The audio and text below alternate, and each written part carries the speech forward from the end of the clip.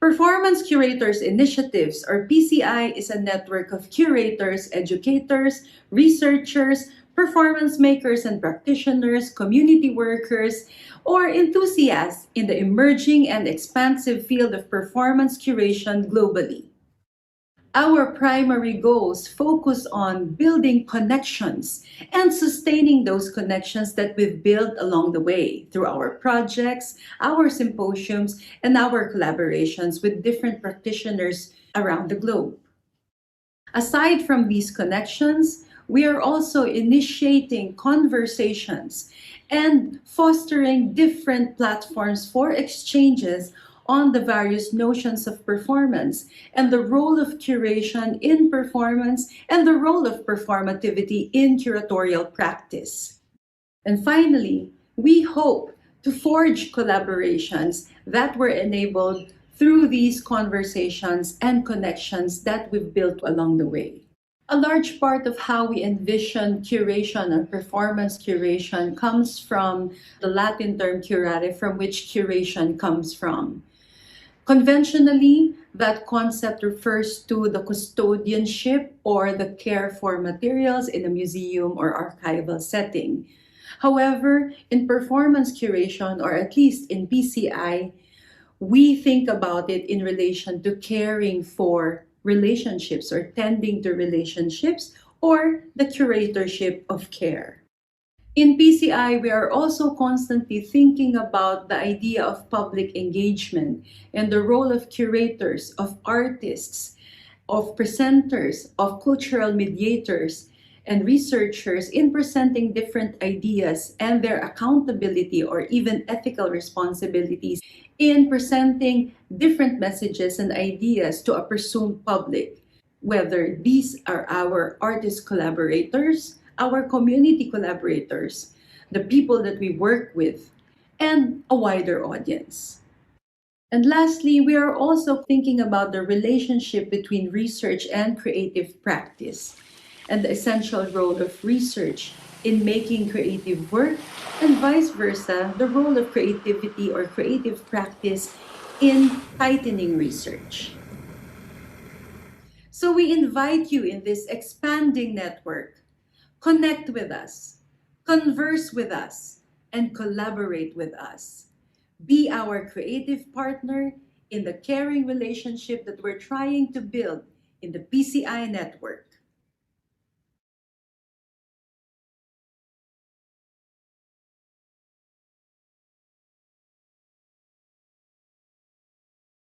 Well, it's day 4, and welcome to the Conversations on Curation and Performance in the Time of Halting and Transformation PCI International Symposium 2020. We started with a strong provocation from Dr. Jones on the first day. And if you'll allow me to read some of her responses to the conversations that were provoked by her presentation. First, on the question of Ninian about the project of decolonialization and how this can go about when colonialism, for example, in experiences such as the Philippines, are ingrained or is ingrained so much in our cultures and beings. And Amelia Jones responded, absolutely correct question. In my opinion, I fought against the idea of decolonizing in academic discourse for several years. I came to understand the concept and method as impossible, but also as a polemical political necessity. It's asking us to think critically about all of these structures rather than just assuming we cannot do anything or we cannot imagine otherwise. So that's Emilia Jones. This is me now. I pick up on these questions and responses through picking up what I thought was most important in both Myra and Pirasandra's discussion yesterday. And that is posturings, or the importance of posturings and or positioning, in the same manner that Dr. Jones also invoked a certain positioning in relation to institutions. But what this dream relates to me in the end is the struggle which we go through on how not to get lost in what we are trying to represent and stand for in this virtual world. Our principles, politics, conditions, our domestic conditions, vulnerable bodies, and yes, even humanity. So we may not lose them as yet, another data in the virtual world. Today's session will be moderated by Avi Felix. Let's all welcome Ari and Lilia to this conversation. Hello everyone, and I recently started working as an artistic director of Dance Base Yokohama that aim to improve the Japanese professional dance environment and support emerging creatives. The power of imagination became a keyword. We opened our YouTube channel. We also made a dance video called Happy Birthday Baby. More than 100 dancers joined this project. I want David to be a fluid entity where people support and work with each other to continuously raise questions and proposals to the performing art world in Japan. Thank you so much for inviting me. Um, I'm going to read a letter I wrote to you, dear you, that are involved with performing and curating matters. We most probably never met before, and we might not meet again. I don't see any other way than to attempt to get closer to the will to accept change.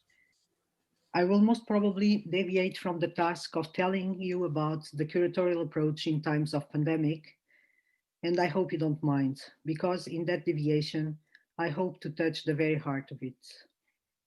This approach takes time, the time to suspend fast conclusions, the time for observation, the time for caring and holding the time we share. Maybe the time to not address everything at once, but to focus and be closer to what we are doing. COVID-19 brought in some curatorial approaches that have made sense to me since a long time. Many of these forms are not new, but maybe they attach to the precarious and vulnerable environment of the arts in a different manner. For example, to bring people together in smaller groups, one-on-one performances, or to use private spaces to perform. Suddenly, there was an understanding of tiredness, emotional distress, understanding of the time one needs to make sense. And with this, I say goodbye and I stay with the delay of possible responses, with the desire to be part of a community of strangers that through the arts stay within the complexity of life, to imagine forms of coexistence as a contribution to the world. Take good care. Kind regards, Lilia. I realized that on day 4 we're already getting more and more emotional in our discussion. I wanted to cry. Really wanted to cry today. In both presentations, transitions are articulated in very interesting ways too. There are many projects that I started working on that came from a very personal space. During COVID-19 pandemic times, there were a lot of artists who reached out to me because they were experiencing some sort of isolation and loneliness. My role became clear that what I need to do is to kind of piece everything and everyone together. Yes, it's very poetic actually to be in this virtual room with all of you. Good evening, everyone. I am Boyet de Mesa, the convener and director of Solidarity in Performance Art, or SIPA Festival.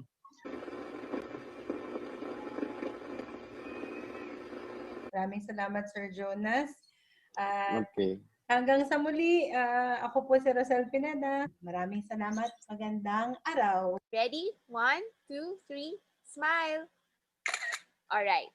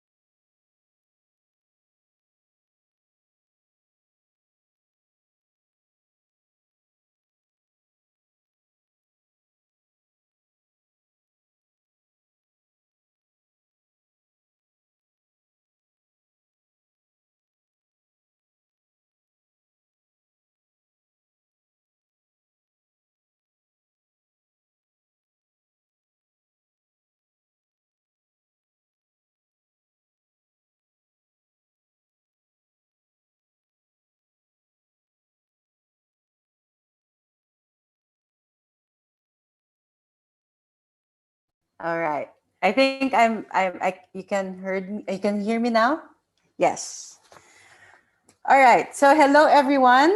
As per our ritual in every opening of our gathering, allow me to acknowledge once more the Darawal people who are the traditional custodians of the land wherein I am temporarily located, Wollongong, New South Wales, Australia. I also acknowledge their peoples, elders past, present, and emerging. And October is also Indigenous Peoples Month in the Philippines, and we open each day to honor and acknowledge the many First Nations people who are the traditional custodians of the many lands on where we stand on today. Let's continue to fight for their land rights, cultural pride, self-determination, and freedom. I am Rosel Pineda, the Artistic Director of PCI. Welcome to the fifth day of the PCI International Symposium 2020. We're almost at the tail end of our program. Thank you once again who came yesterday as our designated moderator, Avi Felix. Our sessions are becoming more and more and more emotional each day. And yesterday added another wave of openness from each and everyone who stayed and engaged with one another and with the presenters. Every day is a learning moment on spectators' thoughts, behaviors, and manners of appropriation of this virtual space that we are all in. From yesterday's presentations, I would like to pick up two artistic practices that has always been there, maybe in the peripheries before, but are becoming more and more apparent during the time of the pandemic. One, the idea of quote unquote rehearsals as playing more and more significant role in not only the process that led to the performance, but performance itself. A problematique that has been raised and practiced by many contemporary performance makers and theorists in asserting that process is performance or is as important as performance. And on the other hand, the problem of many of these performance makers, including myself, who practice process-based performance, on how to present the process in performance, as was exemplified by the artist talk, for example, of Elena Lanyog Alvarez and Herbert Alvarez in their choreographic experimentation, Soup of Grace, presented during day 2 of this symposium. And finally adopted as a strategy by dance-based Yokohama artistic director Erika Ratsu and expounded in her talk yesterday. Perhaps this idea of rehearsal is making sense more and more in this time of the pandemic because it does seem like a long process into something. And we are somehow longing for that something, that iteration to come. Less and less of the feeling of the old theater idea that the world is the stage, and more of what philosopher Bruno Latour describes as a dress rehearsal for what is to come. And I quote Bruno Latour. Of course, he's a philosopher and talking about the age of the Anthropocene, but it resonates a lot in what we're feeling right now and what we're thinking right now. And I quote Bruno Latour. It is as though the intervention of the virus could serve as a dress rehearsal for the next crisis, the one in which the reorientation of living conditions is going to be posed as a challenge to all of us, as will all the details of daily existence that we will have to learn to sort out carefully. I am advancing the hypothesis, as have many others, that the health crisis prepares, induces, incites us to prepare for climate change or what is to come. This is me already. A stage, and not a stage, quote unquote, a stage, but the stage for something. On a second note, I would like to pick up on the practice of letter writing, which has resonated with a lot of people also in this time of the pandemic, which I deem have become more apparent, again, especially in academic writing. From Griselda Pollock, one of my heroines, to the recent pandemic book by Zizek, letters have become part of academic and especially creative writing practice.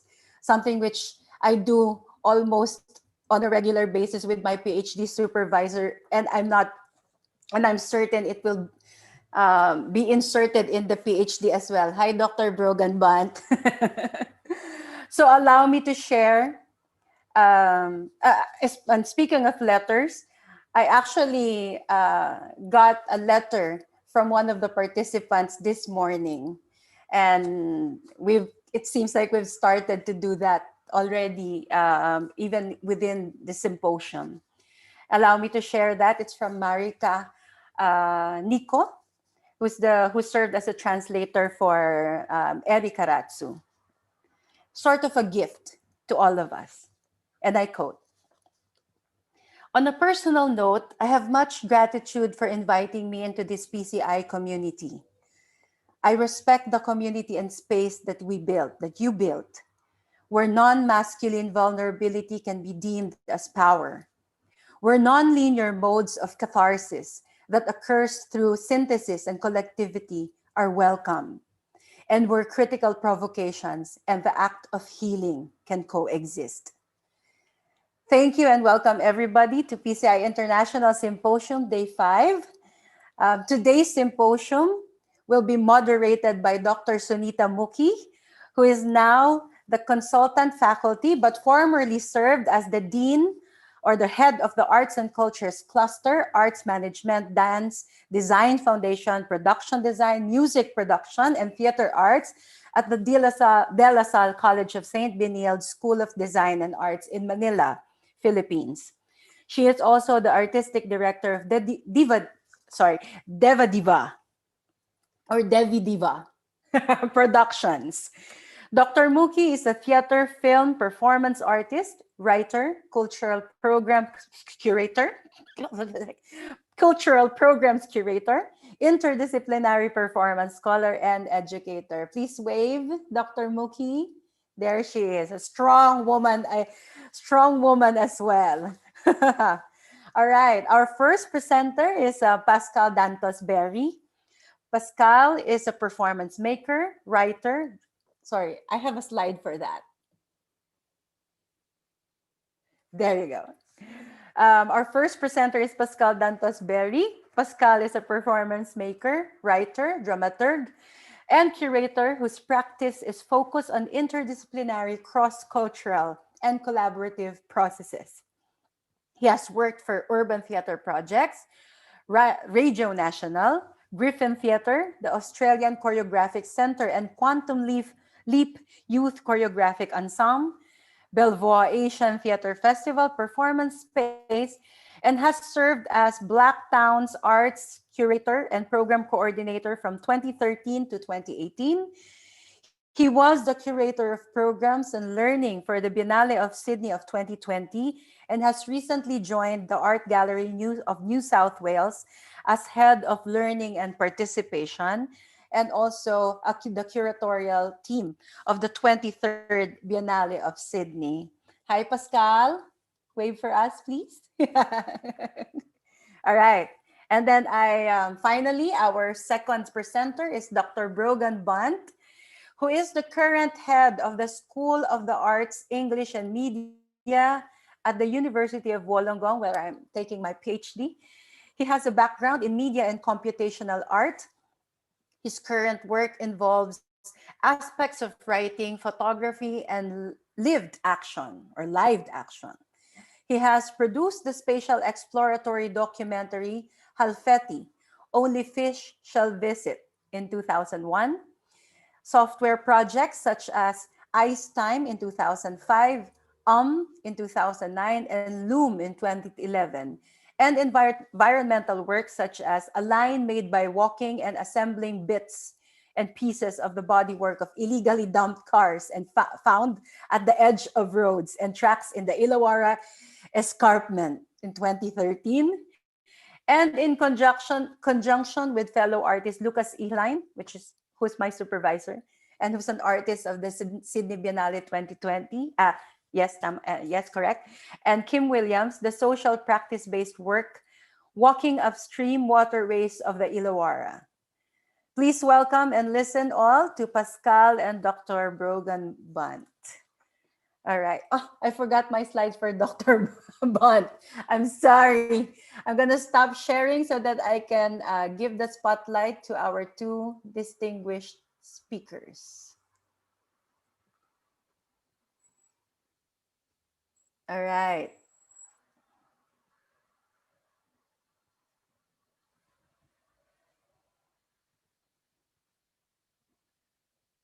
So we'll listen to Pascal first. And you should unmute Pascal.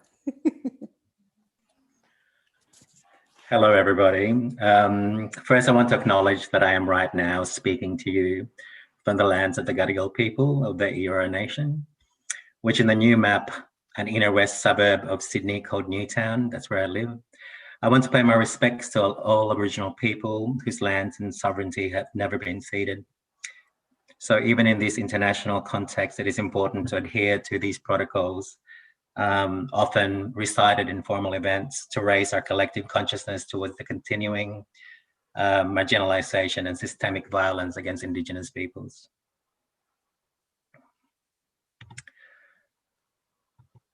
Sorry, I can't seem to share my, here we go. That's New South Wales, for those of you who don't know. So my name is Paschal Berry. As of 3 weeks ago, I am the Head of Learning and Participation at the Art Gallery of New South Wales. It's a national and state-run institution currently undergoing an extension of its precinct footprint. That's there, that's what it looks like.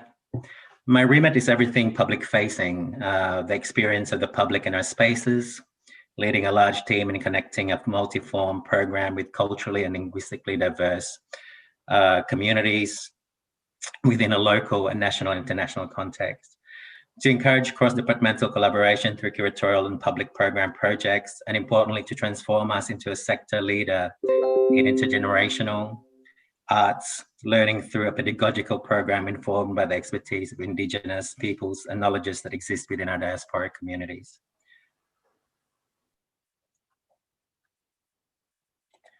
But I'm mostly going to talk today about my time at the Biennale of Sydney as a curator of programs and learning and co-head of communications and community engagement. This year's Biennale was titled Niran. It was the first Biennale which was led by an artistic director from who was an Indigenous artist, Brooke Andrew. Who is actually, he's still alive. And that the 2020 edition, which critically recalibrated what is traditionally centered by the international art world by framing the edge of culture as the places where we might find solutions for crawling out of the current horrors we're facing. I mentioned these as a consistent presence in my curatorial thinking and in how I lead my team is the consideration of community. Community defined by two central concerns: inclusivity and access in all its complexities. The relationship with community as collaborator, instigator, authority, and dare I say, artist and curator.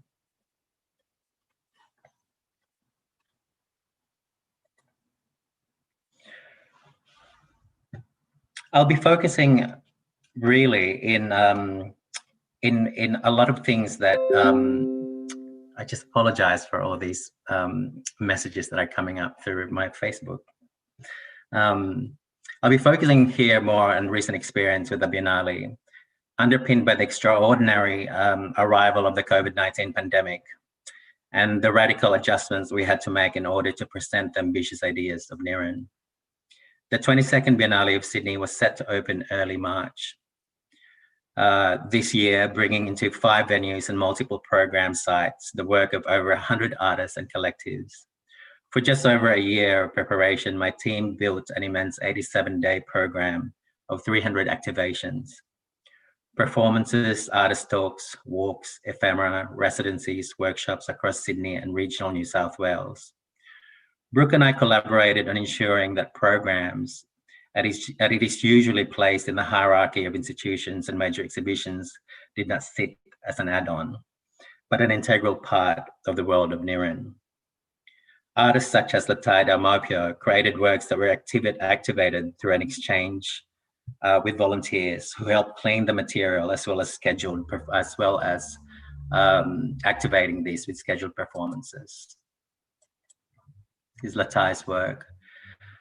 One of the critical aspects of works like Latai's, for example, was that it really sort of provoked an exchange that was really kind of focused on the materiality of the work. And so in the conversations with volunteers who, were peeling or washing the bottles to cleanse them for this installation, the work about climate change emergency and I suppose the plight of Pacific Islands drowning within rising sea levels was very much part of that performative exchange.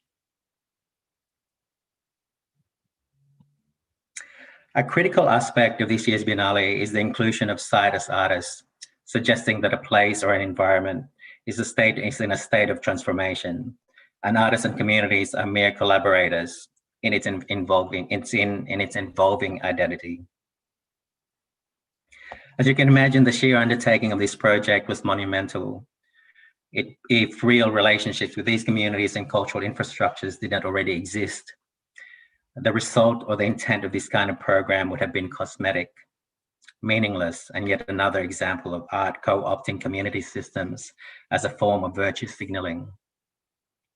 The program could happen as I was able to bring into this space long-term friendships and professional relationships that could connect the Biennale meaningfully to communities and artists previously disengaged with the organization and its partner institutions. All of these to happen between March and June this year.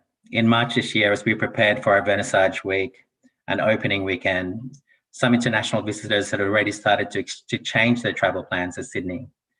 COVID-19 had moved through the Asian scare towards large transmissions in Italy and the Iberian Peninsula.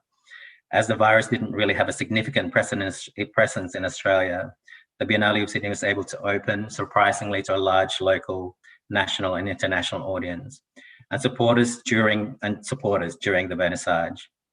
10 days after our opening to the public, Nearing the exhibition was closed. All its programs cancelled or postponed. All of our responsibilities were redirected towards getting international artists safely home and transforming what we could and what were appropriate, the public-facing programs, into digital content. So I think what was really kind of interesting is that, during the height of that panic to get international artists home, that there was this formulating idea of care that was starting to take shape, that was really kind of instrumental in how we shifted, or how I started to think about what a digital program might look like. So in a new world with new skills to discover, it was always important to find the space to mourn what could not happen, to find new opportunities instead of challenges, finding new ways of using the skills and talents of the team and redirect it to highlight the strengths of each team member who themselves had their own practices. It was also a time to find ways of recalibrating the program so that it wasn't about the replication of performative forms into digital, but to find the heart of the exchange with the public. And most importantly, to decide what's important. So what's important? The question I really thought was central to this new world order was, what are we asking from people? What is the artist's labor in the time of global pandemic? What are we asking from our communities? What is our relationship with the public across the screen? What makes your offer different in a world that's tuning into a saturated landscape of digital content? Who has access to your work? Who doesn't have the means to engage with digital material? And how do you create digital content that supports and elevates live performance, not by showing its documentation, but to present the ambitious ideas behind them through creative provocations and personal insights to the work?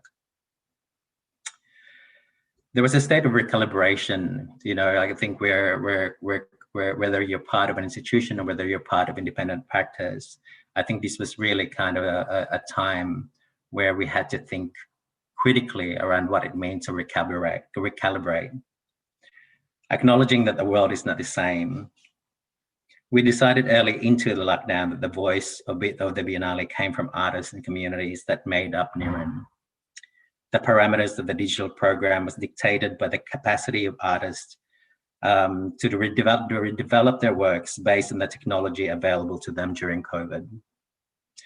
To accept that an outcome might not be achievable and that an artist might want to spend their fees on feeding themselves and paying their rent. In other cases, project fees were reallocated to support future projects, that the Biennale becomes an opportunity to test out different ideas that contribute to sustaining practice during a financial downturn. So I just want to kind of take you through some of the reimagined programs.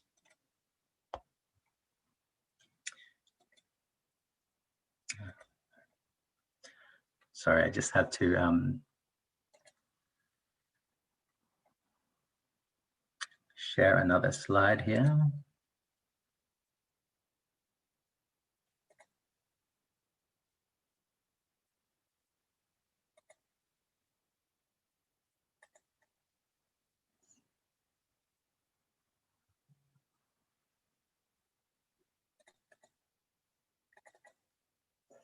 Can everyone see that? Can people see this?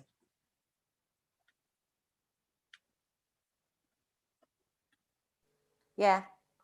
Great, thank you. Pre-COVID, the 22nd Biennale of Sydney was well placed for record engagement of schools, families, and diverse communities. During lockdown, it was important to start the weekly communications to be directed at children and their parents. It was also important to begin gently through playlists and podcasts created by artists where the ambitious ideas of this edition could be shared in the form of music, conversations, or sonic inspirations.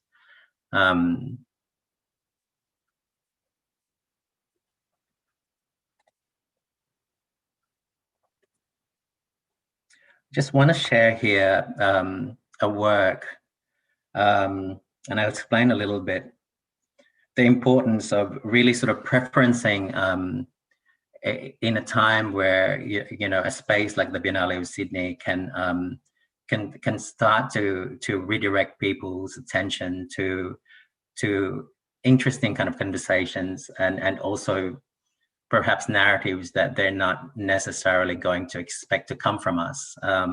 Considering, you know, I think a lot of the expectations for an international Biennale is about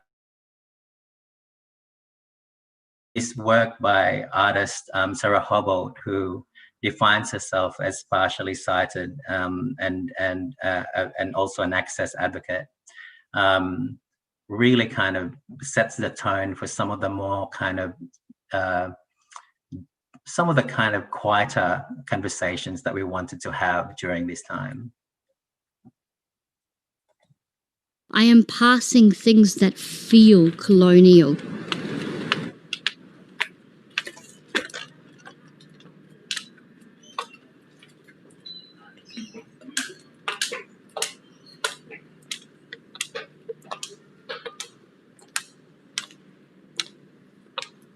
My body feels small in this great big structure. I want to touch things around me, but I don't think I'm allowed to, so I don't. I'm conscious of the sound that my cane makes echoing on the floor. I'm scared that I might be too loud for this space of worship. I'm also conscious that my body in the time of Christianity and the time of charity was a deviant body, a body to be punished, a body to be pitied. I have funny hair. I look like I have a genetic condition, which I do.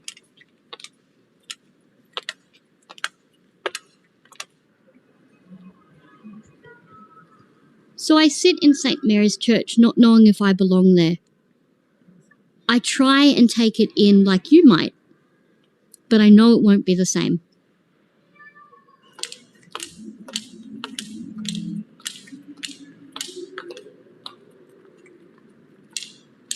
I'm struck as I exit by the loud outside sound again, and the bright light hitting my eyes. I take a moment to adjust.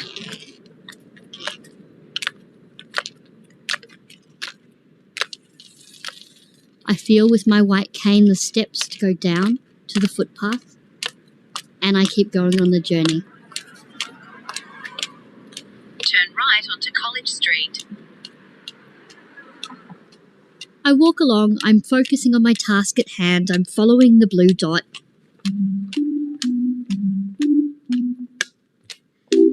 And I'm on my side of the street. If you're seeing me walk down my side of the street and you're across the other side and you wave at me, I will not notice. I only notice if you come up and say hello. That means also that as I'm walking on my side of the street, I won't notice the monuments, the buildings, the shops, the cafes, the bus stop that might be on the other side of the road. There are statues.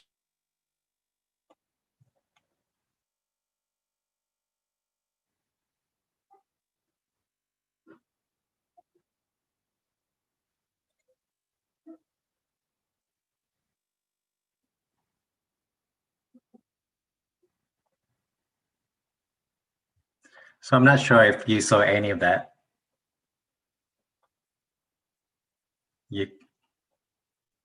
Yes, we did, Tuscany. And we're seeing you now again. Okay, great. I'm so sorry. I'm so not an expert in this field. And I suppose, you know, like one of the things that were really kind of important within this public interface was ensuring that that families and children were also able to participate in really sort of complex ideas. So our education program was really kind of focused on really kind of simple interfaces.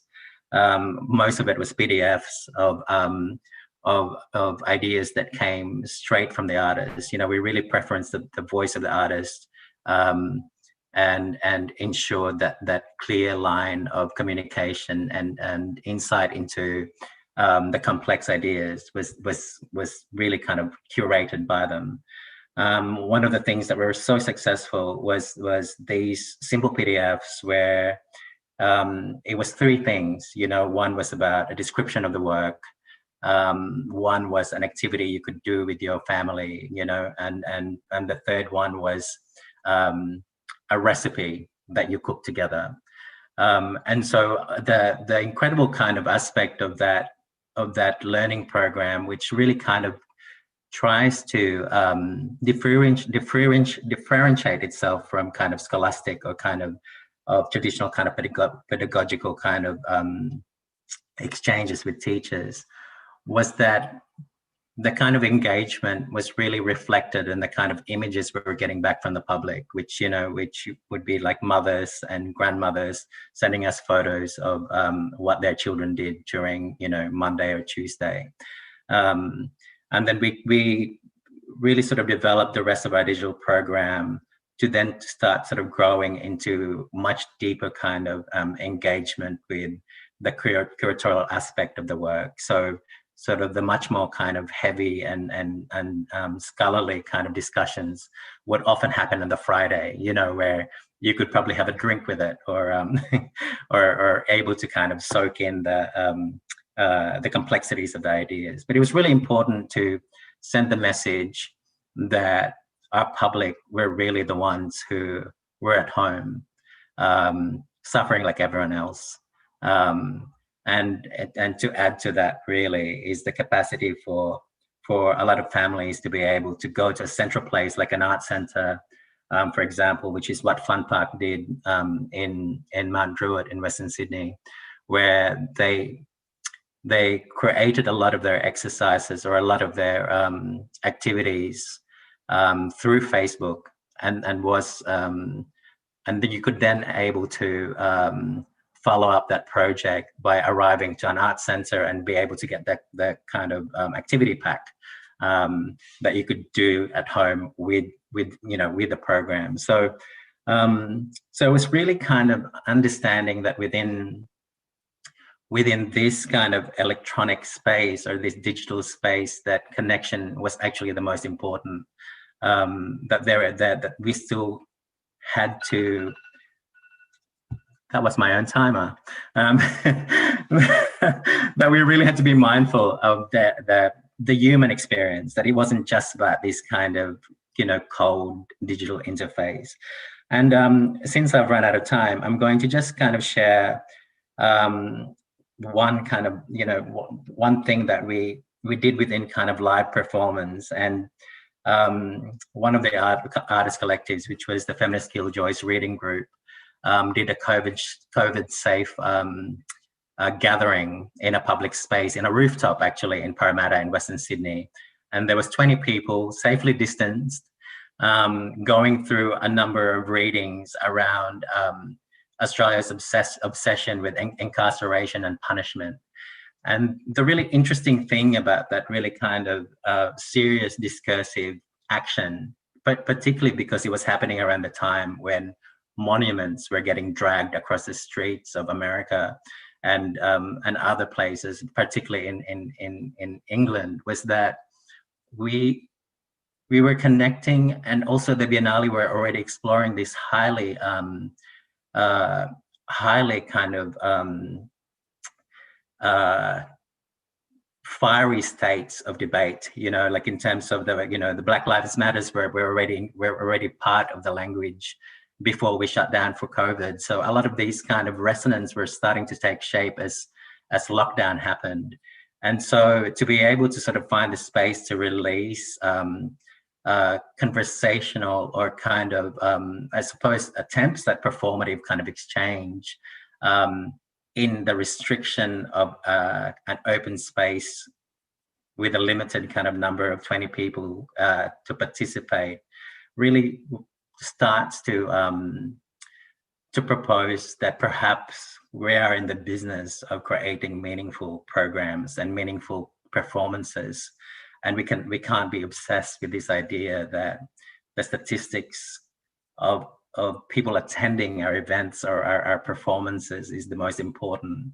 But this time should mark a really significant shift in how we value process and how we value I suppose the much quieter things. So that's all I want to say, and I think we can probably have a bigger talk outside of this into another room somewhere. Thank you, Pasky. Pasky has a meeting, Meet the Presenters room later if you want to know more about these programs. But we're going to put the spotlight now to Dr. Brogan Bunt for his presentation. Dr. Brogan. Thank you. I'd like to begin, as we have been, by acknowledging the Wadi Wadi people of the Dharawal Nation on whose ancestral lands that I'm speaking tonight. And I'm in the same area that Rozelle is. It's in Wollongong. It's a long strip of coastline, beautiful beach with tall sort of escarpment, semi-tropical rainforest behind it. But it's also a major mining, coal mining and steel production. So it's a very industrial town. And it's only been that for the last less than 200 years. And prior to that, for tens of thousands of years, it was Dharawal land. And the land was never formally ceded. And I pay respects to the Dharawal elders, past, present, and future. I also want to thank Rozelle for inviting me to contribute to this conference. Rozelle's generosity, openness, and humor for me is a model, is the best manifestation of the PCI spirit. And it's been just really, really a pleasure to be involved, even if very peripherally at this stage. I guess I have this idea that PCI aims to consider new ways of facilitating meaningful social action, interaction, and reflection to address and intervene within intractable contemporary dilemmas that our traditional ways of producing art, exhibitions, performances, and so on can no longer respond to adequately. PCI pursues this by taking risks and building bridges by encouraging uncertain dialogue and action. This paper represents a very preliminary, almost embarrassingly preliminary, because I don't feel particularly expert in this area as such, to consider some of the implications of linking performance and curation, which is a kind of new thing for me to be involved in. My particular interest is in concerning the relationship between art as a form of action and reflection and any potential to intervene within dimensions of the social, working to fulfill art's often silent social promise. Just a very little bit of me about the start. I don't want to talk too much about myself at all, but I have a kind of background in computational media, as Roselle said, and a more recent interest in aspects of philosophical aesthetics, which you can easily get lost in very quickly. But I did a number of projects that sort of, I guess, had some relevance to performance because they involved moving from algorithms, literal algorithms and writing computer code, to actually trying to perform algorithms and allowing myself to perform them and I did them through activities of everyday life, particularly walking. So I was trying to transition from technically focused new media practice to conceptual and environmental social practice. One project, as we saw, involved walking up into the escarpment looking for dumped cars. There's lots of dumped cars everywhere with an angle grinder. And it was kind of illicit bushwalking activity where I'd cut sections out of these cars with an angle grinder and then take them back home with me. And they were sort of traversing the whole sort of problematic terrain of the usage of this space that tends to be neglected on the margins of Wollongong's urban and suburban areas. And done other things that have involved exploring the invisible spaces of local creek lines, which are traversed by freeways, railways, and largely ignored, but are very important. All the water that has to come down somehow there, and there's a lot of water that comes down. So I had a concern in the background to these processes that had an environmental and political focus. Was there still this lingering concern with the process of actually performing code? I'd always been interested in the idea, the underlying aspect of code being performed.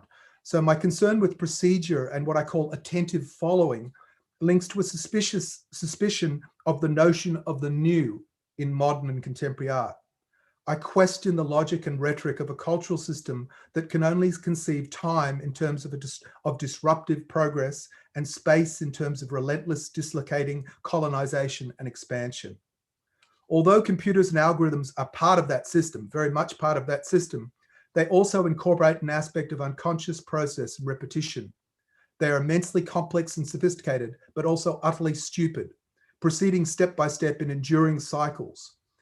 I read this in terms of the obliquely legible legacy of processes of human experience and labor that fall outside and resist the contemporary disruptive paradigm, that focus on memory, performance, and reperformance, sustainability, and modes of social and cultural transformation that proceed imperceptibly.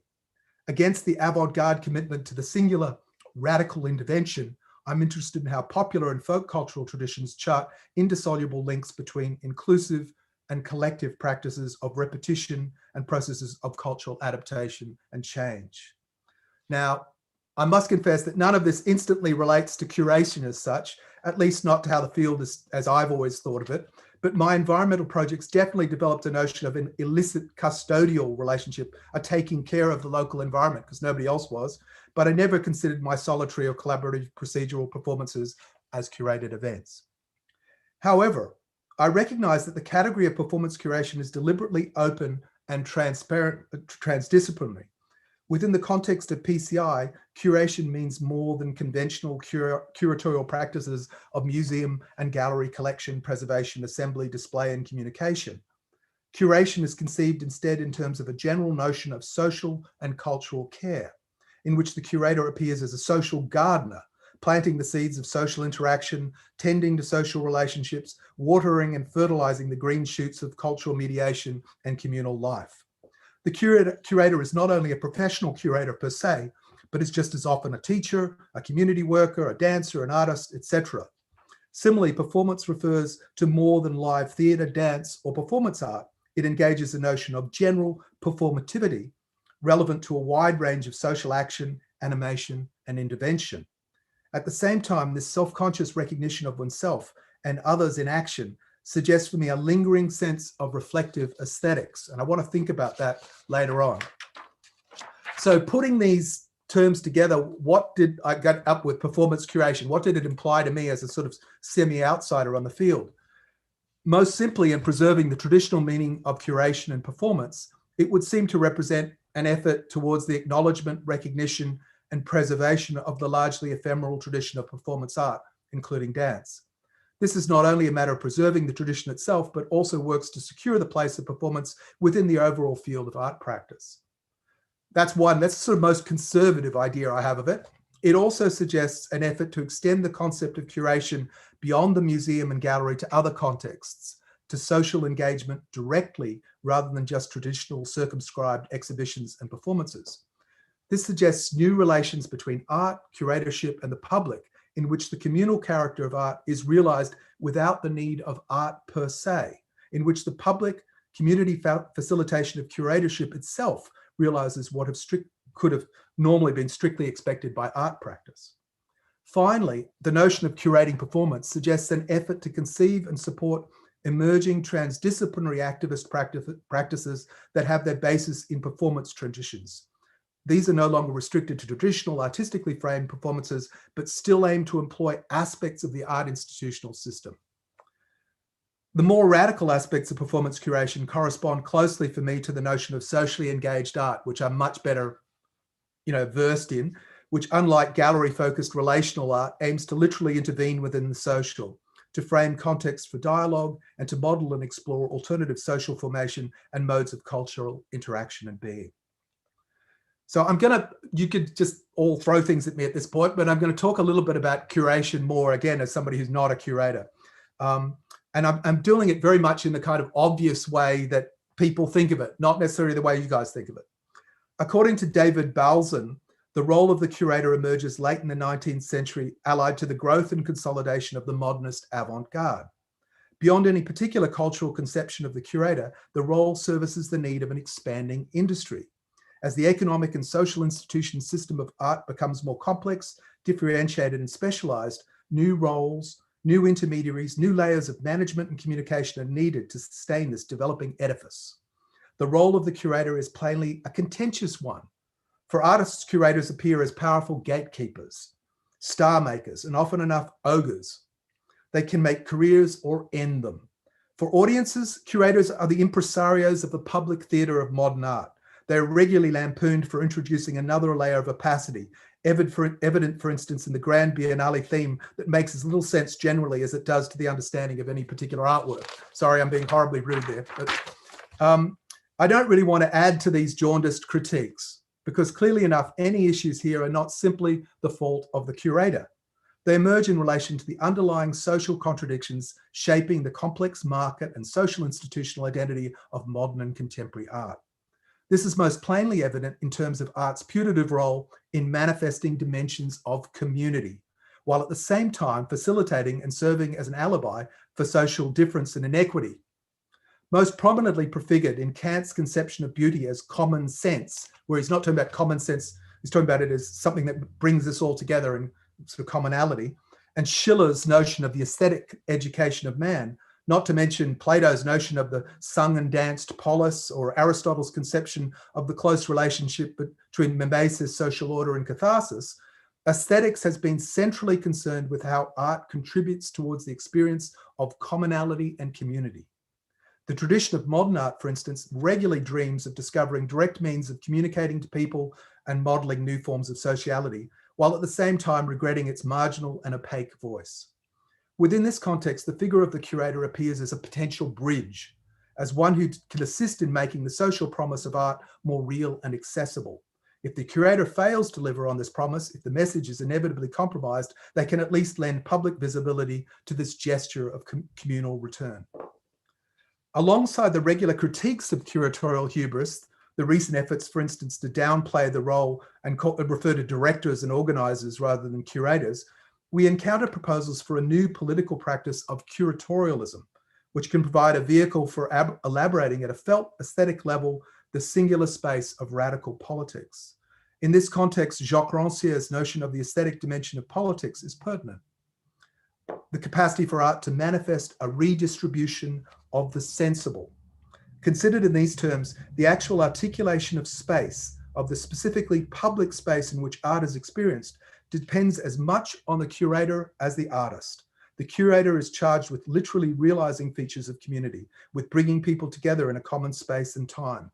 It is this emphasis on realizing features of common experience and community that links the role of the curator to the socially engaged artist. Both act as social facilitators and provocateurs. The socially engaged artist may have a greater focus on social participation and particular ephemeral dialogic events, but there is the same emphasis on framing social contexts of interaction and engagement. To use an old-fashioned formalist language, the distinctive features of their mediums, you know, the sort of this curatorial practice and the socially engaged practice, the distinctive features of their mediums overlap.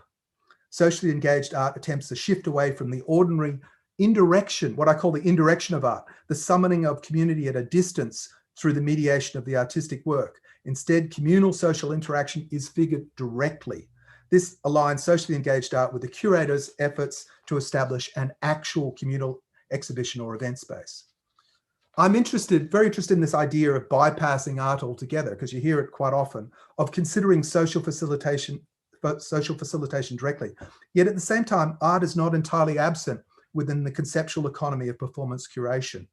It is relevant within the texture of performance itself, which is always at once literal and framed, incorporating a gesture of distance and reflection.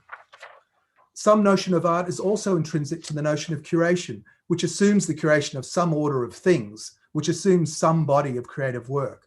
Here, however, within the context of performance curation, the work is not substantive in the ordinary way. It is typically processual, now I can't say that word, processual, open, ephemeral, and permits no external space of viewing. So there's plainly a need to say more about performance, about the specifically aesthetic character of performance, particularly in as much as it risks being indistinguishable from social engagement as such. So I'm going to go a little bit here, and I might break out of this a bit because it goes into a little bit of Kant's theory of beauty in depth, but I think I've got time, I hope, to do this. So I want to consider the aesthetics of performance in relation to Kant's classic conception of aesthetic experience in his analysis of the beautiful. It's worth stressing at the outset that Kant's theory of beauty is not fundamentally, as many people mistakenly believe, concerned with art objects or the sphere of art generally. Most of his examples come from everyday life, encounters with nature, buildings, wallpaper. While he does discuss art and the notion of genius later on, this is only after he's explained the distinctive characteristics of aesthetic experience more generally as it's relevant to our ordinary experience of the world. Kant is not concerned with beautiful objects, but rather with a specific aesthetic mode of being that can be distinguished from both sensible, appetitive, and logical, rational being. Aesthetic experience represents, and these are his the vibrating, irresolved modality of cognition in which the differences between the sensible and the conceptual are at once reconciled and registered in their essential difference. Only in this restrictive realm of mediation can they meet. This mode of animated, receptive, and reflective being is important not only as a scene of reconciliation, but also as a sphere for him of human freedom. A key point is that Kant regards the sensible and the conceptual as dimensions of human determination. So our bodies and our minds are are the things, determining factors. The aesthetic is the only space of freedom we have. So the first is associated with material animal determination, appetite, while the latter is associated with logical and ethical determination, either the a priori laws of rational thought or the moral categorical imperatives that come from God. In this manner, freedom eludes us both at the level of lived sensible experience as well at the level of conceptual understanding and ethical action. Our only genuine freedom is found in the energetic passivity of aesthetic experience, which in its disinterest and lack of conceptual or ethical determination represents an unfettered form of being and engagement. Kant's conception reveals obvious tensions and contradictory tendencies. It promises reconciliation and freedom, but only in the awkwardly positioned, practically uncertain, untenable context of subjectively based experience.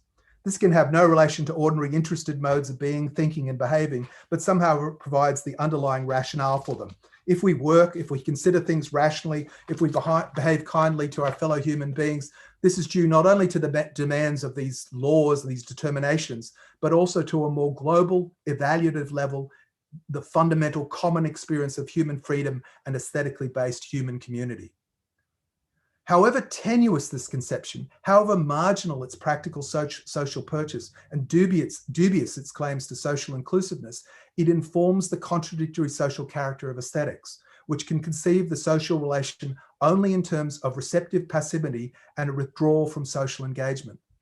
If Kant's aesthetics cannot comprehend performance, it is less at the level of temporality or ephemerality of performance than in terms of its active and social character. The dynamism of the Kantian notion of aesthetic experience is inextricably linked to a suspension of ostensible action, to a contemplative reserve and passivity. Aesthetic experience represents a pause in action precisely in order to facilitate an internal energetics. Kant's privileging of the higher senses and of sight particularly links to establishing the conditions of distance from practical active life. So this conception manifests the central dilemma of Kantian aesthetics, the awkward relationship between the particular character of a disengaged mode of subjective experience and its universal character, its capacity to summon an intuition of common sense and community. This can be linked to the contradictions of emerging bourgeois identity.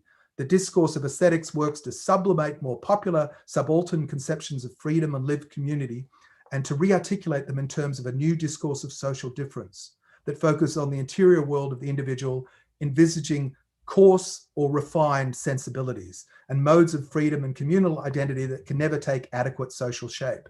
So in the sense of this necessary distance, the aesthetic can never entail literal action, but only reflection and mediation. So I've now just got to the conclusion. The uncertain aesthetics of performance, curation, and socially engaged art suggests that we are still negotiating this dilemma, still trying to find ways to mediate between dimensions of active reflection and literal action. Making sense of action, of the possibility of action, of making it felt, heard, and visible is our main concern. Beyond any conceptual definitions of the term curation or performance, the conjunction of these terms produces new forms of social activism and new associated professional roles. More precisely, it produces new roles that incorporate an aspect of social activism.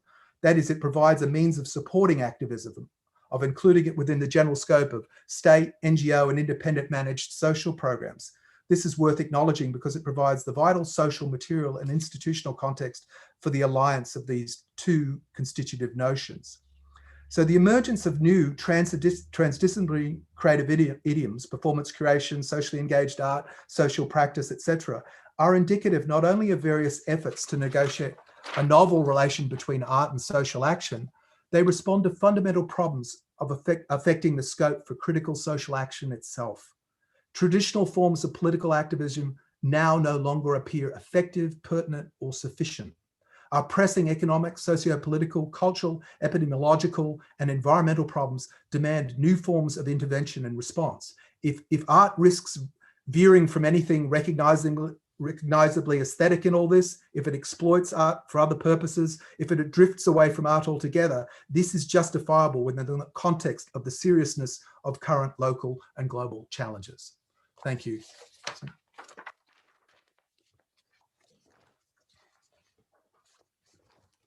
Thank you, Dr. Brogan. So thank you.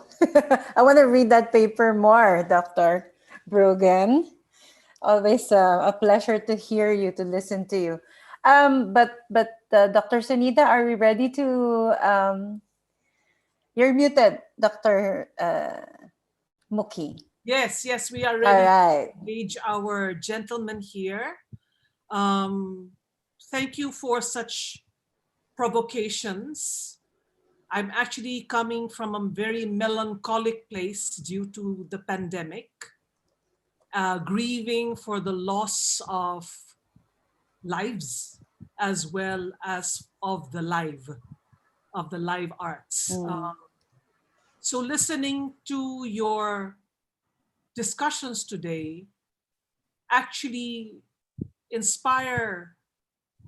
inspiring and brings to mind a triangulation which might be simplistic, but it looks like the aesthetic experience or art, performance, and curation actually comes together pretty well in this panel discussion, in this discussion between the three of us, between the two of you, and my introjection of this. And after listening to your talk,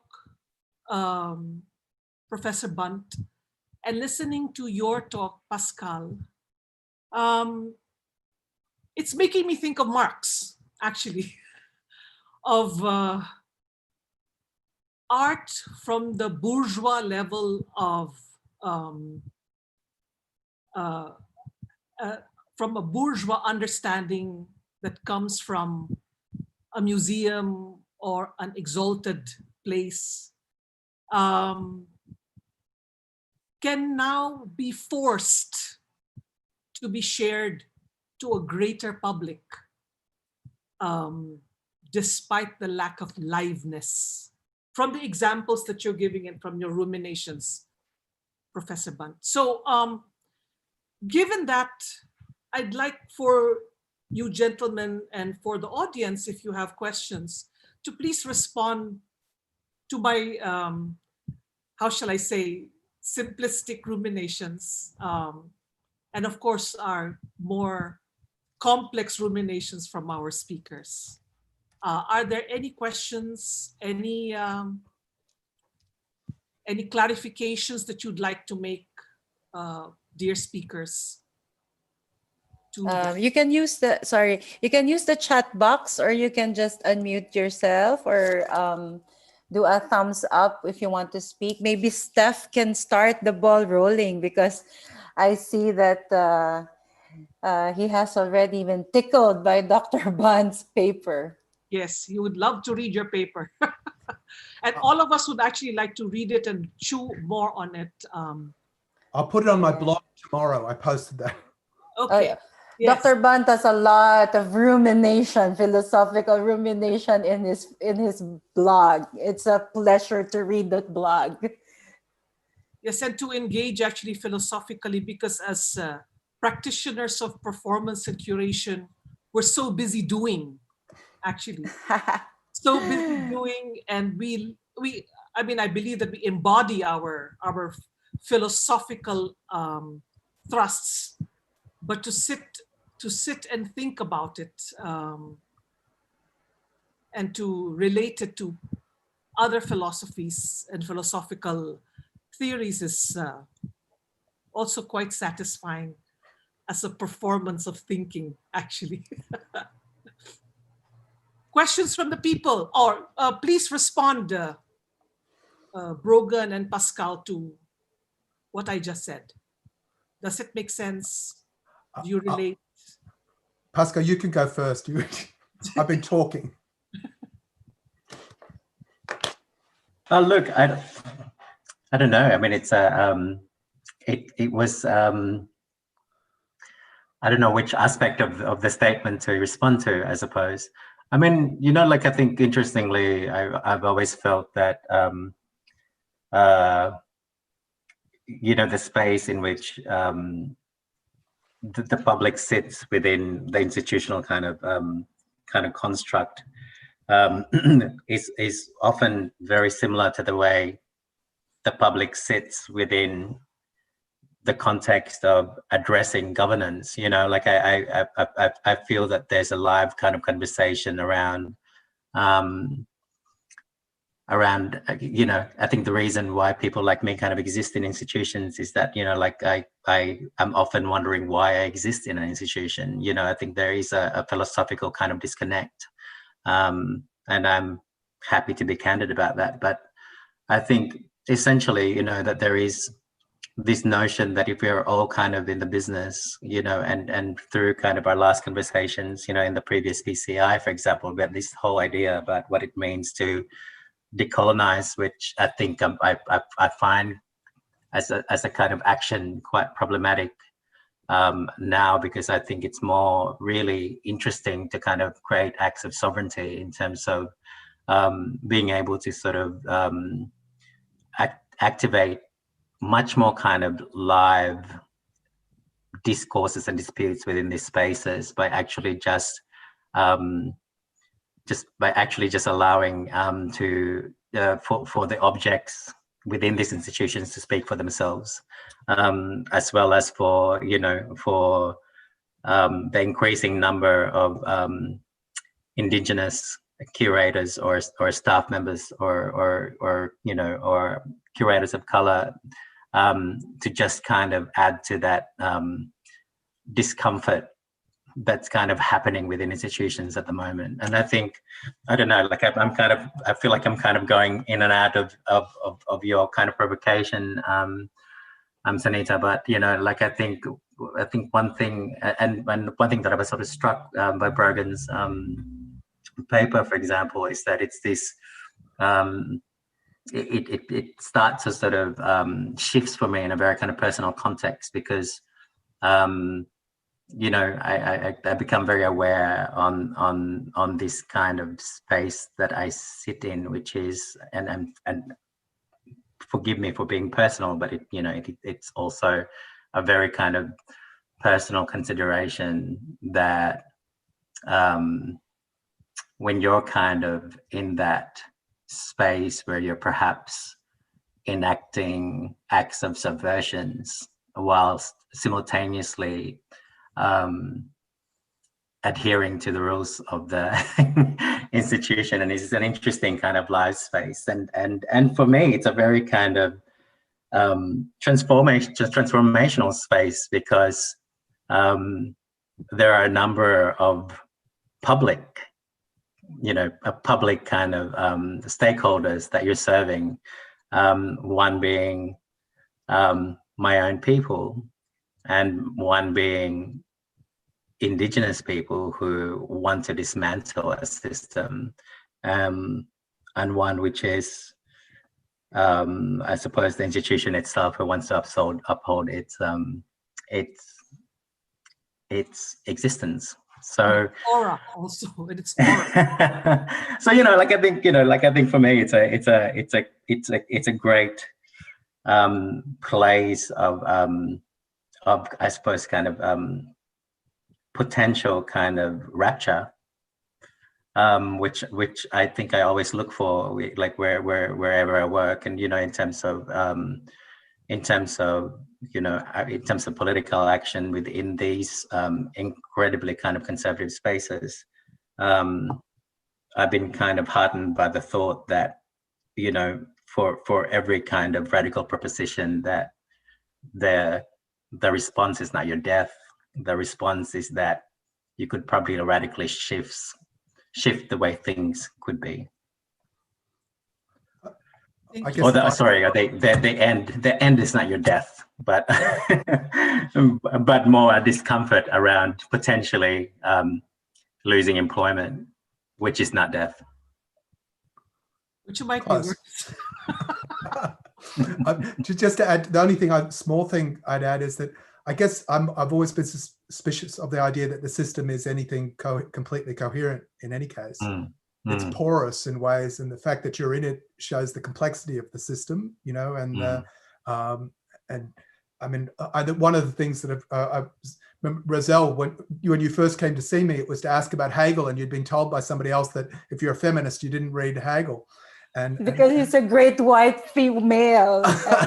And I was offended because I'm Hegelian.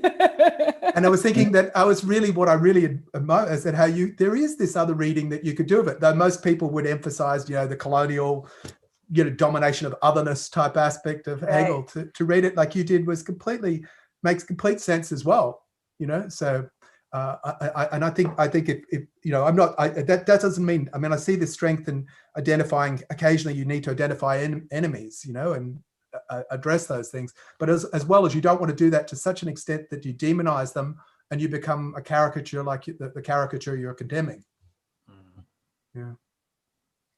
I actually want to direct the question to aesthetics. I think it's a very important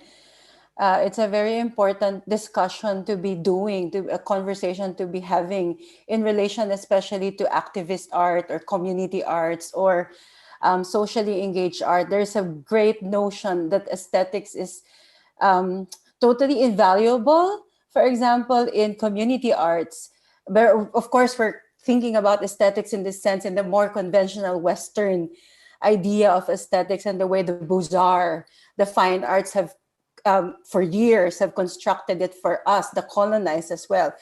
But when it comes to community art, this transforms into very different languages as well. I'm working with what the Dumagat indigenous peoples, and aesthetics is such a highly,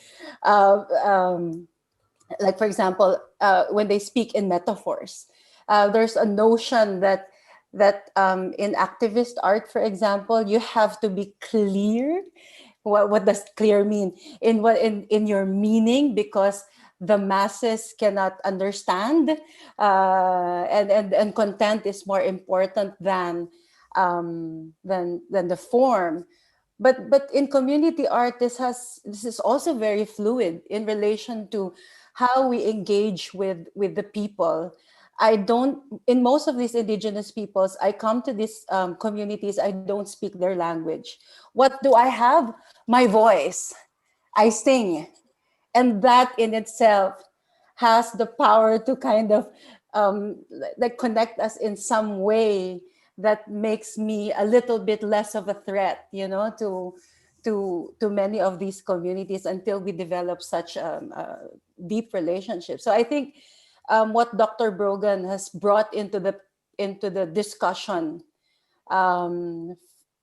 in this symposium is very important. Aesthetics is something that we need to figure out how to talk about in relation to what we do as curators, or even in aesthetics.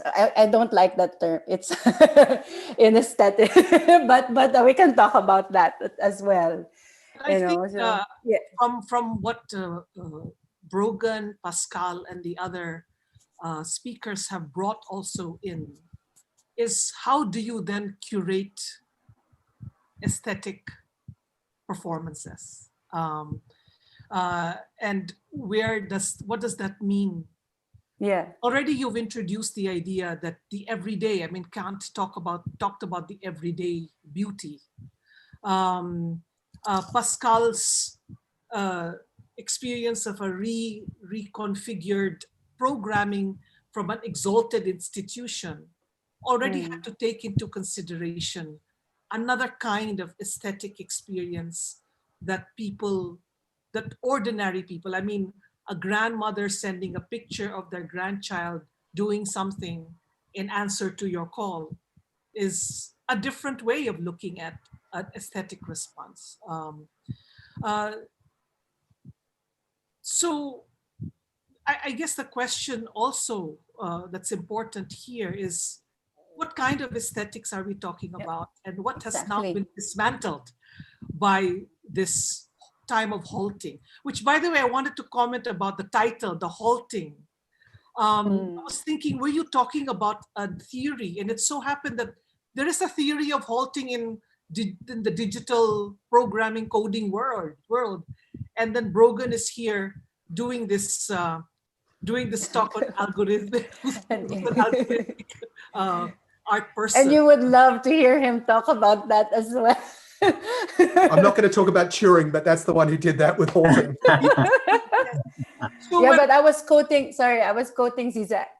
Zizek, Zizek was that's from Zizek's latest book, Pandemic, in which he described kind of what we're having now as kind of halting. But I actually think that some other philosophers, I would love to invoke more of that temporal paradox. Actually, that's kind of going about now in relation to describing where we are. But as I've told Dr. Bunt before, I'm almost embarrassed of being too kind of. This is me. This is my self-depreciating me, that I'm kind of embarrassed of talking about philosophic terms, for example. So paradox, for example, is not probably is not something that has a more apparent impact on people than halting, because we experience halting, but we don't necessarily always think about the paradoxical ways of how the pandemic has affected us. But that's me. That's my own anxieties. That's my own anxieties, and But so that's I actually, chose Roselle, I halting. just say, I mean, as an Australian who, you ever since adolescence, you're reading a bunch of French or European stuff, and you feel like that, it takes forever to feel that you can say anything yourself, and everybody, there's a lot of people around the world. I mean, I think you're very well read and capable of talking about any of those things. I don't think there's any issue at all. It's just as it is for anybody, it's a struggle. There's also a lot of shaming, I think, in the philosophical. It's a tendency toward anti-intellectualism and all that, but that's what I'm pointing at. Of embodied knowledge. I mean, there are many ways of thinking. That's what aesthetics represents. Yeah, but I don't think. Yeah, exactly, Dr. Bud. Exactly, and I don't think there should be a binary to it. Yes, there is. But it's hard. That's the binary is also, Oh, Plato. yes. It's Plato and Aristotle fighting again still. So let me ask our speakers. I'm also trying to provoke our audience to speak because they might be halting. I think they are halting. I'm almost embarrassed that we're imposing this kind of talk.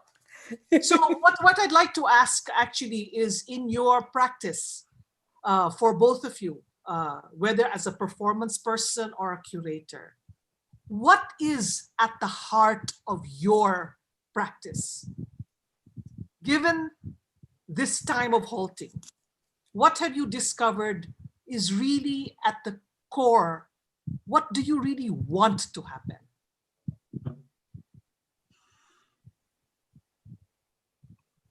Brogan, I think you should start. Oh, damn you.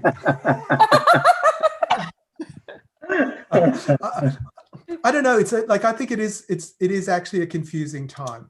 And I don't think don't feel I've got this perfect answer to all of those things. It's like persevere, but you feel like it affects you in ways that are almost unexpected. You think things are just going along again, and then suddenly something else happens. And it could just be people you're dealing with, because I'm teaching a subject where I can't believe the number of students who are seriously depressed or experiencing, trauma in relationship to it. So it's a very, or people who I know that I think are, I don't think I'm particularly cavalier about it, but I will still catch trains and do things like that. But I know people who haven't left their house, won't even go out shopping. So is that you, Rizal? Yeah, that's me.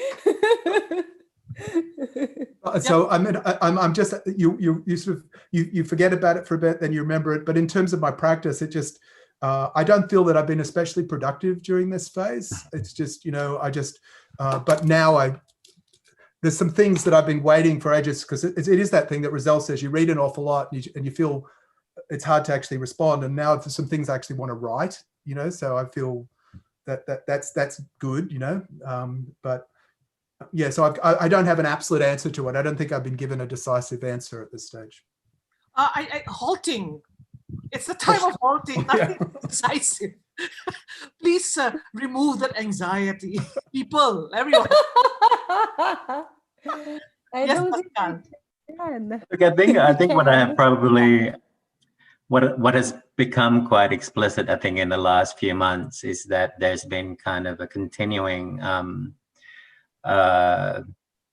I suppose repetition in my practice, whether it's curatorial or whether it's with it from performance practice, where I don't know, I think it's probably around kind of this notion of being an island and seawater body that has always been kind of caught up in I suppose the temporal nature of discussions, of collaboration. I have been part of a, collective for over a decade, and it seems to me that what I bring into my recent practice is this real kind of consideration of space and the ability to be able to sit with an idea for 2 or 3 years and not feel as though, or not feel under pressure to develop anything from it. but to consider that the work is continuing, that the this sense of, that halting is not a problem for me, actually. Like what this period has really kind of amplified is that,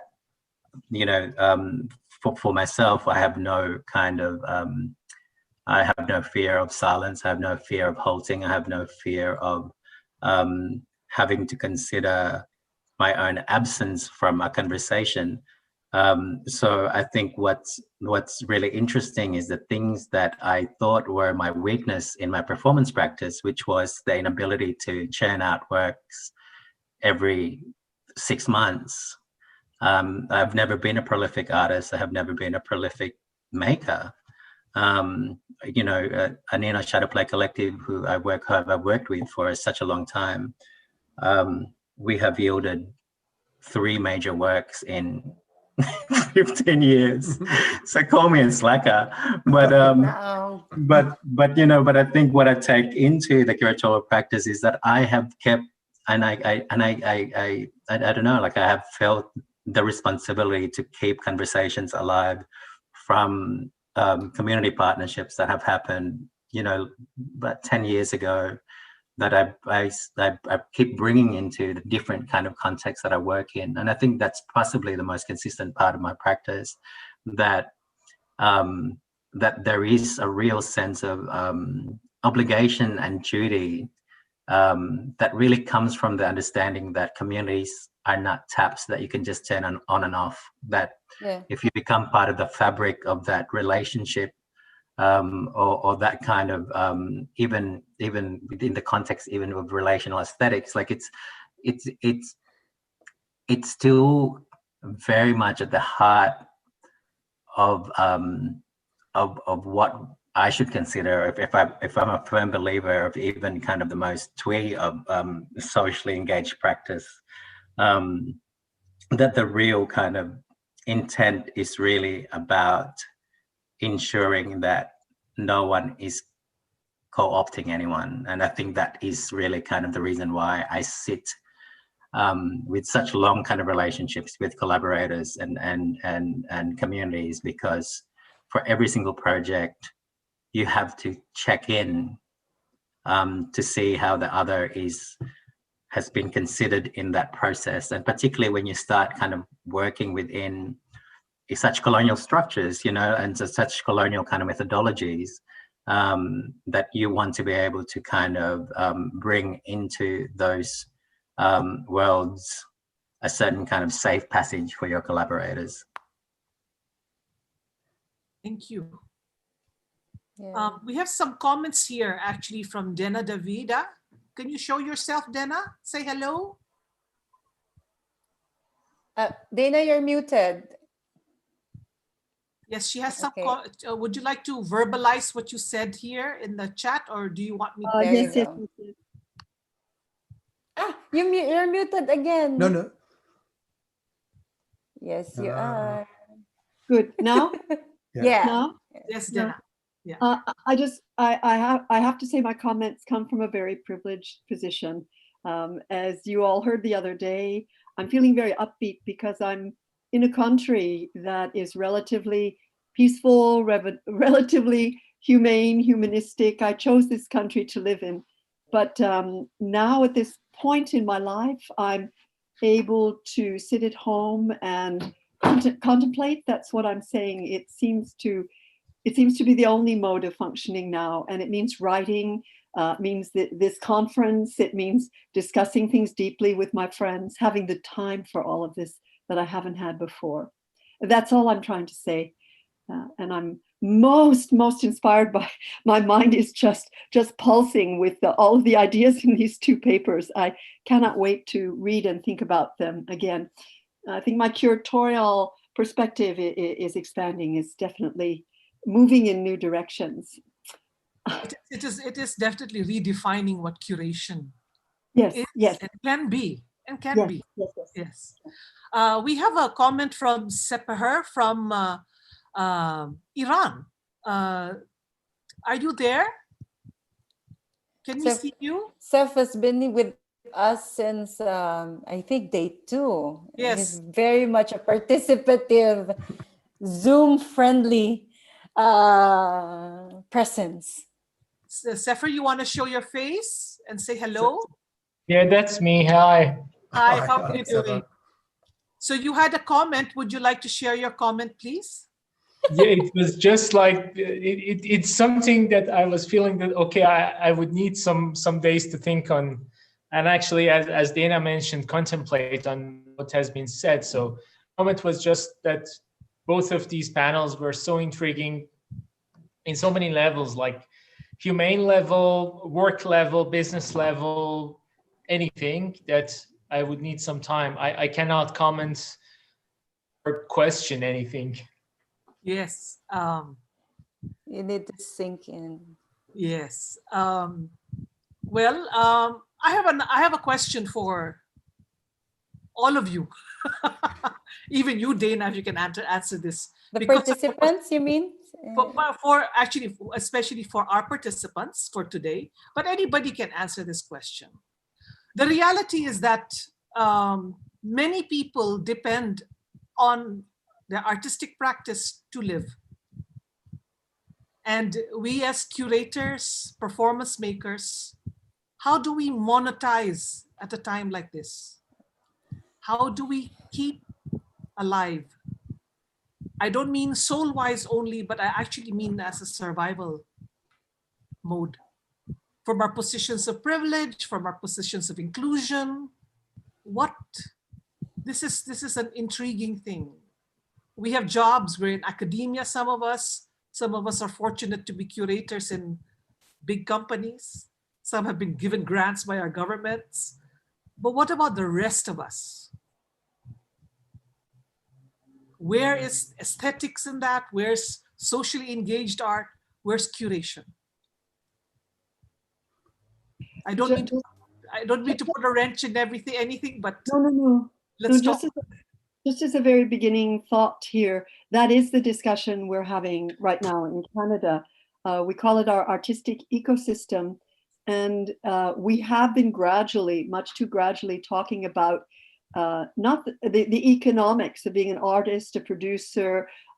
As I mentioned in my paper, our administrators, arts administrators, are those who have the large salaries, who are the professionals, who are well paid. So we're actually challenging that at the moment, rethinking it, how money gets distributed to whom, who gets to distribute it, who makes those decisions. So the pandemic has actually accelerated that discussion. I find it quite exciting, actually. Yeah, I think it needs a fundamental rethink of how arts is funded. I mean, sometimes a lot of the time it doesn't go directly to the arts. It comes, I mean, for instance, the university sector that I'm in is one thing that supplements people's, they have either cash as research in ways which make sense at certain levels, but there is a need to actually really, properly directly fund the arts. And I think there's a, it's the clearest case now where it just simply doesn't function as if it just comes in accidentally from a variety of directions. Yes. I think Eileen said that very clearly in her response 2 days or 3 days ago. Yeah, that, and also Lilia talked about it as well, and Eri. And that it is a reality, a painful. In the Philippines, of course, we experienced that, and I'm sure Paschal also experienced that when he had to return the artists back to their nations, to their countries, because they were depending on that.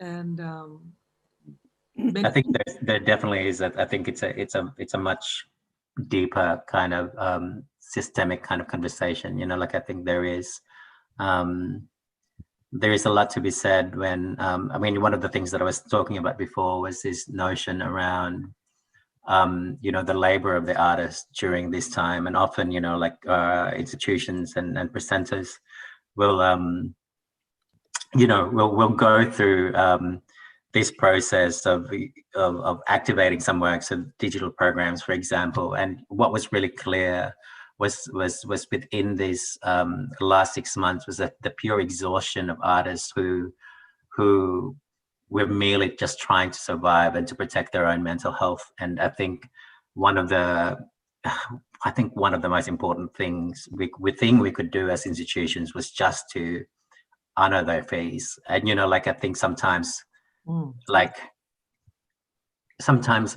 it's not about the art. Sometimes it's more important to actually just do the right thing, which is pay people what they were supposed to be paid, without any kind of expectations in return. But that doesn't solve, the problem that I think essentially artists, I need to say communities, actually, Indigenous communities are always in the forefront and are always in the edge of tipping over the precipice. And I think it's a much more kind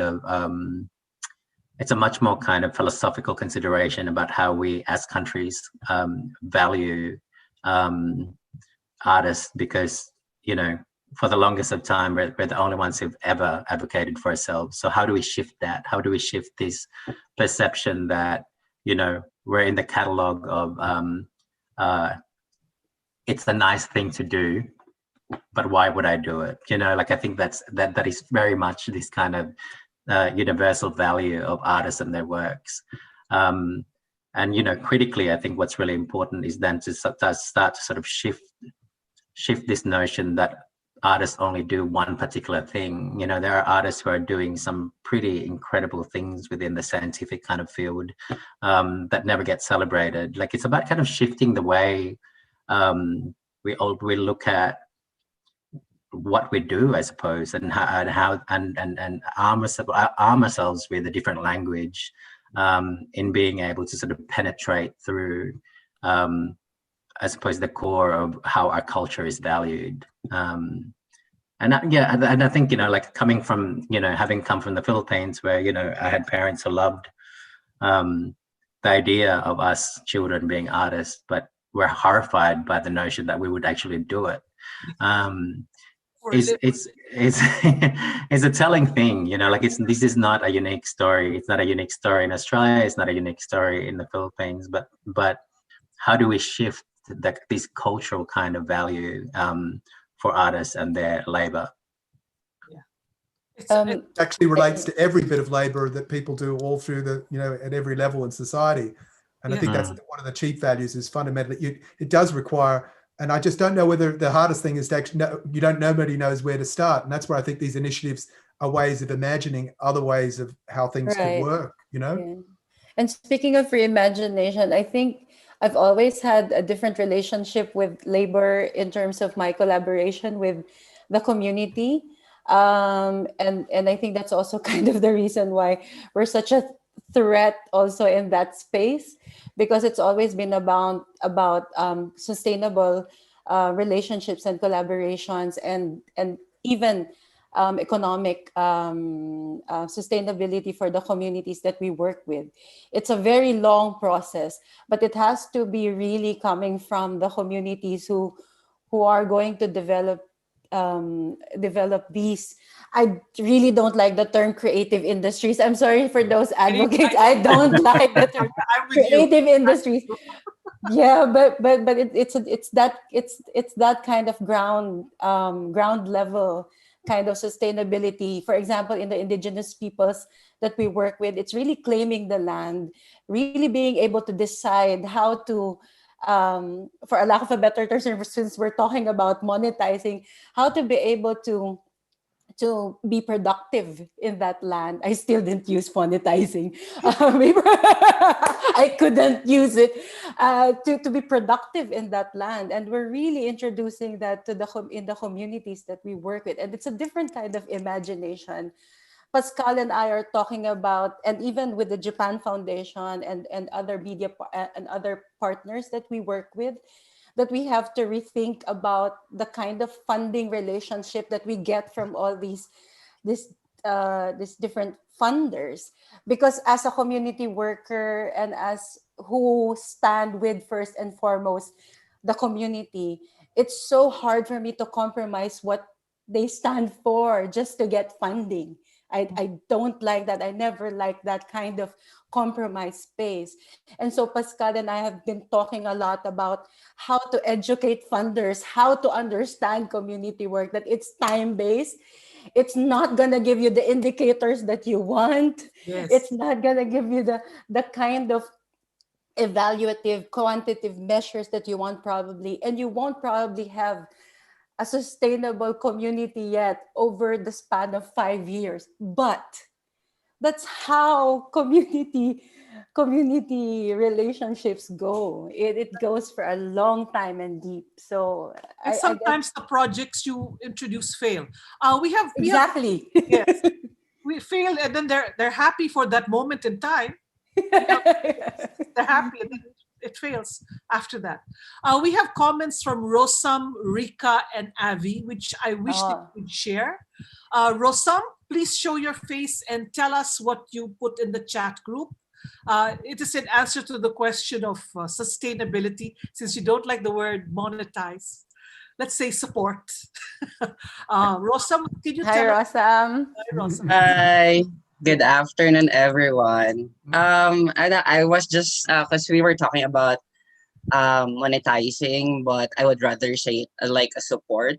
Yes. So I created my fundraiser event. It's called Lika PH. It's an outreach program for dance. So it was established last year, but right now we transferred into online platform.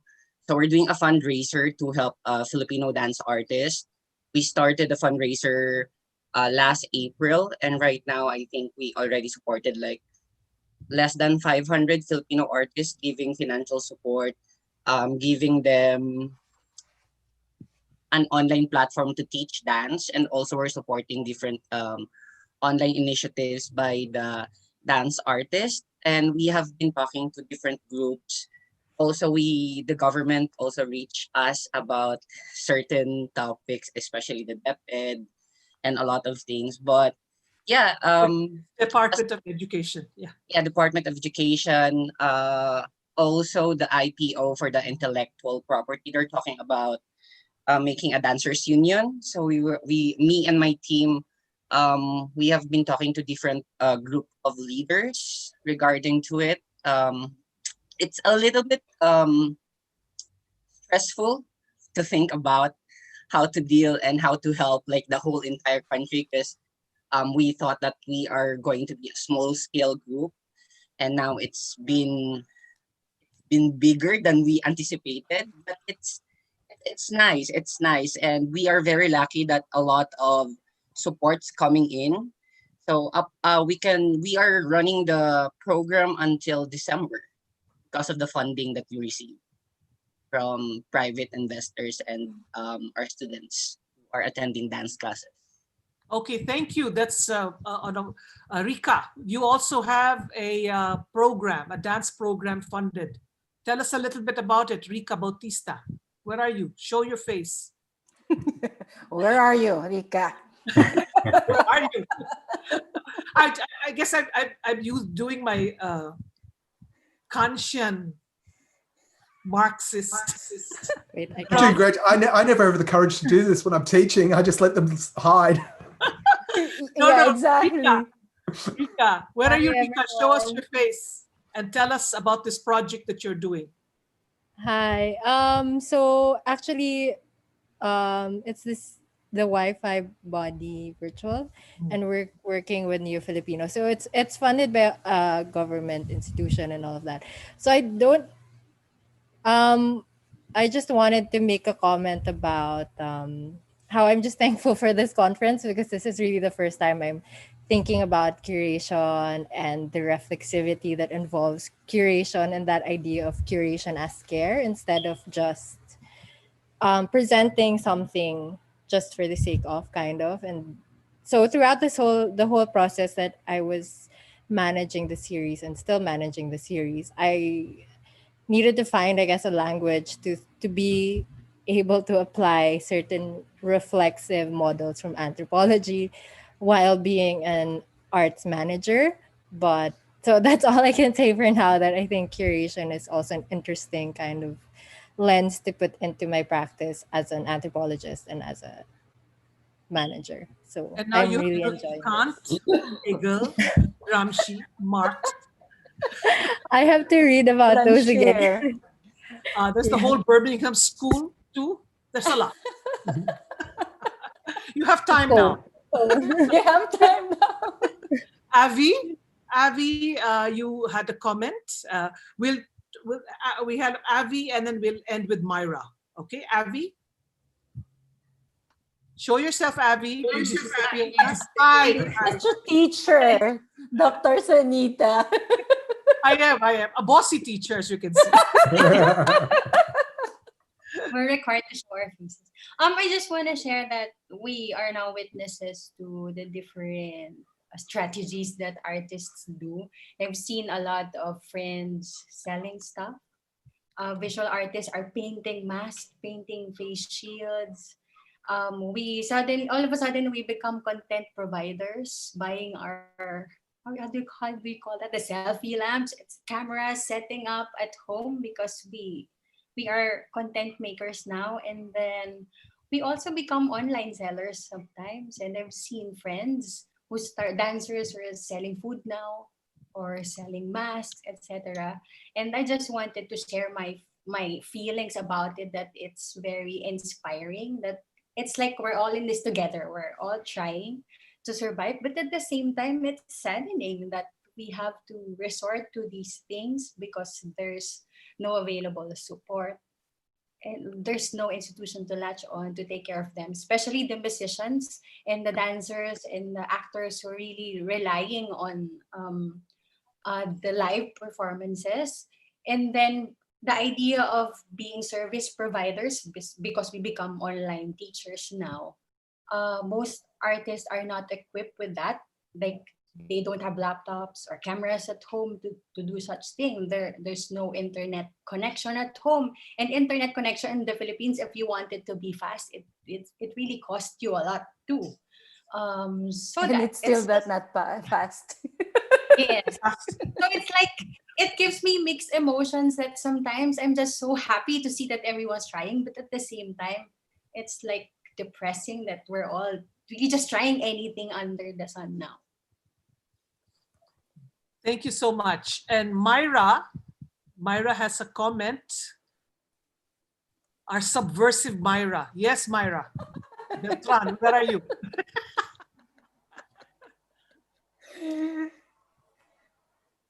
Myra, are you there? Yeah, she's Did you there. run away? I'm here. Okay. The net is not that stable. No, I was just thinking about what was, yeah, it's about the time that the internet doesn't get stable in the Philippines. I was just thinking about Pascal and how he was talking about negotiating within the institution. And of course, it's like Rika was talking about the project, and that's what I'm involved in, the CCP choreographer series and Wi-Fi I just finished. We're all per project. We do not have a regular salary, but with the institution. So I was thinking also about how what Dana was saying, this idea of contemplation, because she already said that she's in a privileged position. So I was thinking, isn't halting or contemplation, like for example, in the Philippines, if I may say, in the beginning of the pandemic, we were told to shift our programs online. Because actually the institution, the Cultural Center of the Philippines, had its budget cut in 75%. And whatever was little left, we should at least use, because otherwise there was the declaration for the Bayanihan as One Heal Act, in which the president declared to everybody in television that he would sell the Cultural Center of the Philippines. That's one of the things. So it became a matter of, let's go and prove that all of this is possible. So I was thinking, isn't taking time and contemplation in a way a position of privilege, given like in the Philippines, we at least had to act, because like I think the other day, the artistic director had to defend the budget of the CCP, and that's already the arts budget for everybody concerned. And so it's like I was thinking, yeah, I was trying to just contemplating on all the idea of curare and curation and being subversive. But then again, in the context of the Philippines, while you're also talking about monetizing, I mean, this idea came up to me because you're talking about monetizing. So then action is more of a subversive act in this context rather than. So I was trying to have a provocation with the presenters if they thought that silence and action contemplation is a position of privilege. Yeah. Yeah, definitely. I think you need to go to the last conversation tomorrow. I'd like to share something with everybody before I let everybody go. Angela's gonna tell you how to go to your places, but I want to talk about, I call it a performance, but it really is very socially engaged. May Paner is an artist in the Philippines who does a lot of politically charged performances. But with the pandemic, she does not have opportunities to do that. But instead, she used her celebrity status to mobilize people to give her food donations, had them cooked, and she prepared meals for the street children during the pandemic, which she records through social media, takes pictures of herself feeding everybody, all the food, what is made, what was created, all the lines of people feeding the homeless or the hungry all the time. So it's a very different kind of understanding and response by an artist who is somewhat a celebrity in the social activist world, mobilizing all these people to contribute money so that she can feed the poor. May I add, Dr. Sonita, that her collaborators are also artists. Yes. ARMK, or Armed Relief Mobile Kitchen. Yes, that's right. Which was established by Alex Baluyot, a photojournalist, a veteran photojournalist, and an arts manager, Precious Leaner. So, and they started this mobile art kitchen during the, if I'm not mistaken, during the Ondoy. Yes, and then they now, but they continued it now. Yes, exactly. And they're able to feed thousands of people. And she's May Paner with all these people doing that. So it's a different way. It's a different kind of beauty that has been created. Yeah. And the punks have been doing that too for a long time, feeding the community. But I just wanted to give that example. Yeah, she uses social media to record it, to archive it, to show it, to give it some history, and of course to lure more donations. Yeah. Anyway, so on that note, let me thank you so much, all of you, for giving us the opportunity to discuss. There's one more session tomorrow. Angela is going to tell you how to continue this conversation.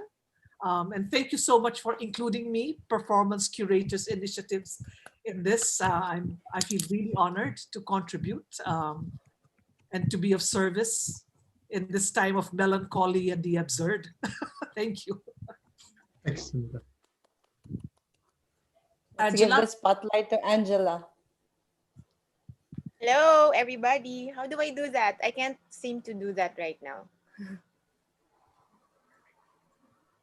Anyway, just like what we do every time, after a session. I want to thank Dr. Bunt, and Pascal.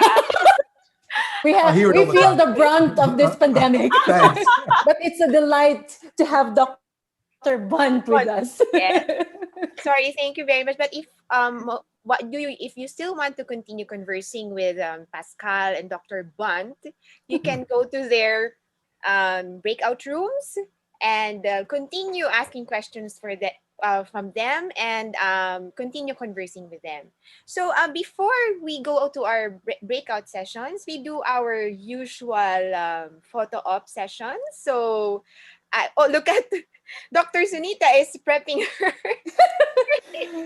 Dana said we need more bossy teachers like Yes. Dr. Sunita. So in the words of Dr. Muki, I will say, show yourself. Show yourself. I want to see your beautiful faces right now. Pwede na ba yun, Dr. Muki? Yes. Is that strong enough? That's strong Yes. enough? But with a smile. All right, so With a warm smile. So, yes, give us your warmest, sweetest, and biggest smile right now. Ready? 1, 2, 3. One more. Keep on smiling. 1, 2, 3. All right. So today we have Steph's interface is simulacra. So today we have a number of breakout rooms, and 2 of them will be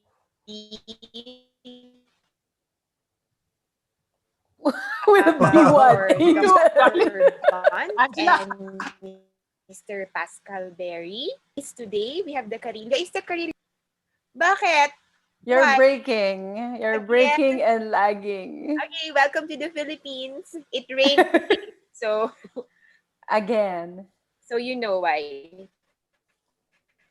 So there is Carillo here.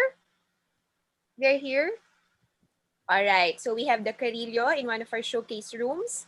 And for those of you who want to meet our partner today, it will be the Japan Foundation Manila. We have them here. Sky, are you here? All right. Mariko is also here. And then in our listening room, we have Mr. Bong Ramilo today.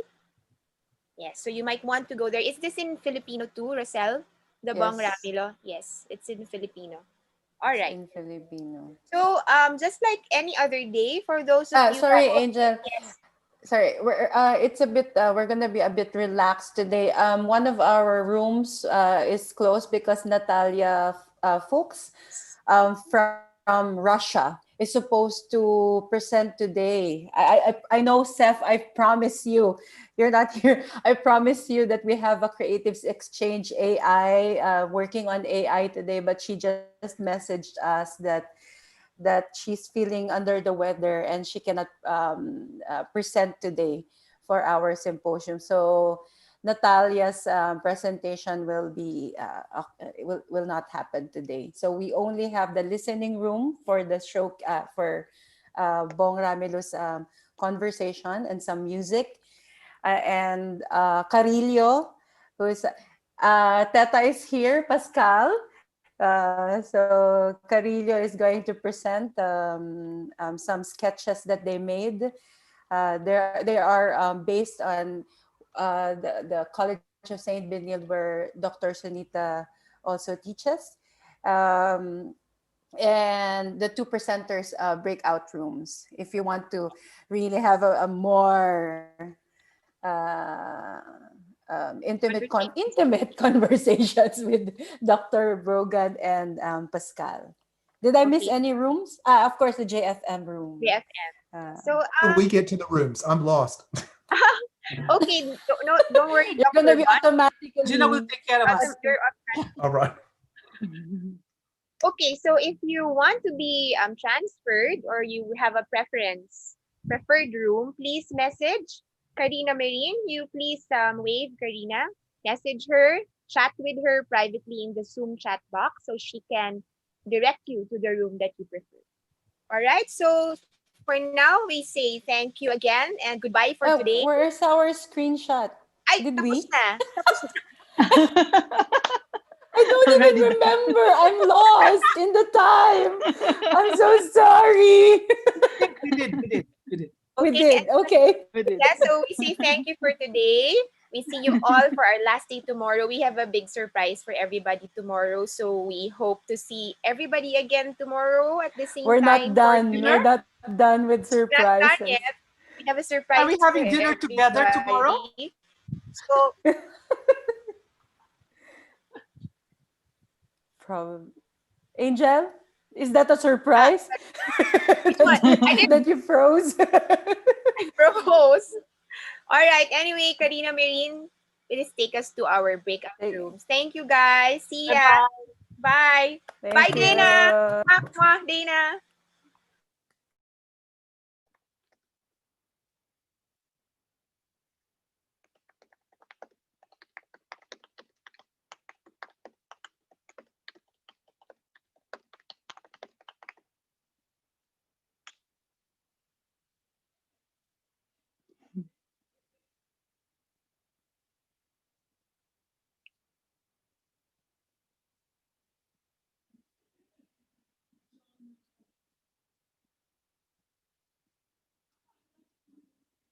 Okay, let's see. Are we complete?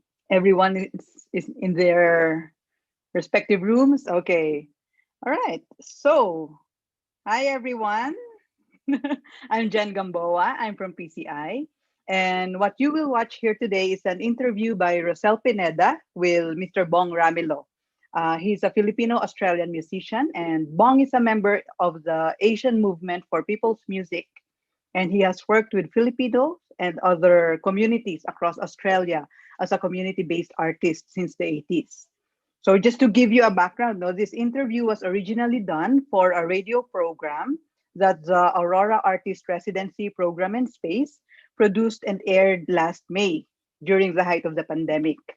So the radio program was entitled Adone Dumaget 2020 KKK Kwento, Kultura at Kalusugan. And it aired via the local community radio 102.9 FM Radio Kaedup in Dingalan, Aurora. And the program was our creative response to reimagine gathering among our Indigenous peoples community in the time of physical distancing and resist community isolation and voicelessness during the lockdown in the Dumagat communities. So only a part of this interview was aired at that time, and for the purpose of this virtual listening room today, we will be showing you the full interview. Okay, so let me just share my screen.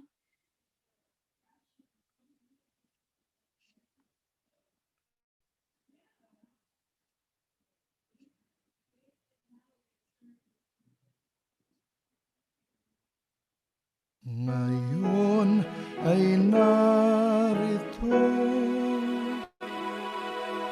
puso natin totoo, magkaiba man ay magkaisa sa daloy ng panahon. Tayo ngayo'y lulusong, ngayon ay narito, ibig ay pagbabago, magkalayo man ay magkasama sa agos ng panahon. Tayo ngayo'y aalon, kay haba na ng gabi, ang umaga'y kinubli, sa magdamag naghabi ng buti, tayo'y magkatabi. Takot ay isang tabi, kailan may di na kimi. Ngayon ay narito, kapintig hanggang dulo, may pagkabaman ay may pag-asa sa sigwa ng panahon. Tayo ay dadaluyo,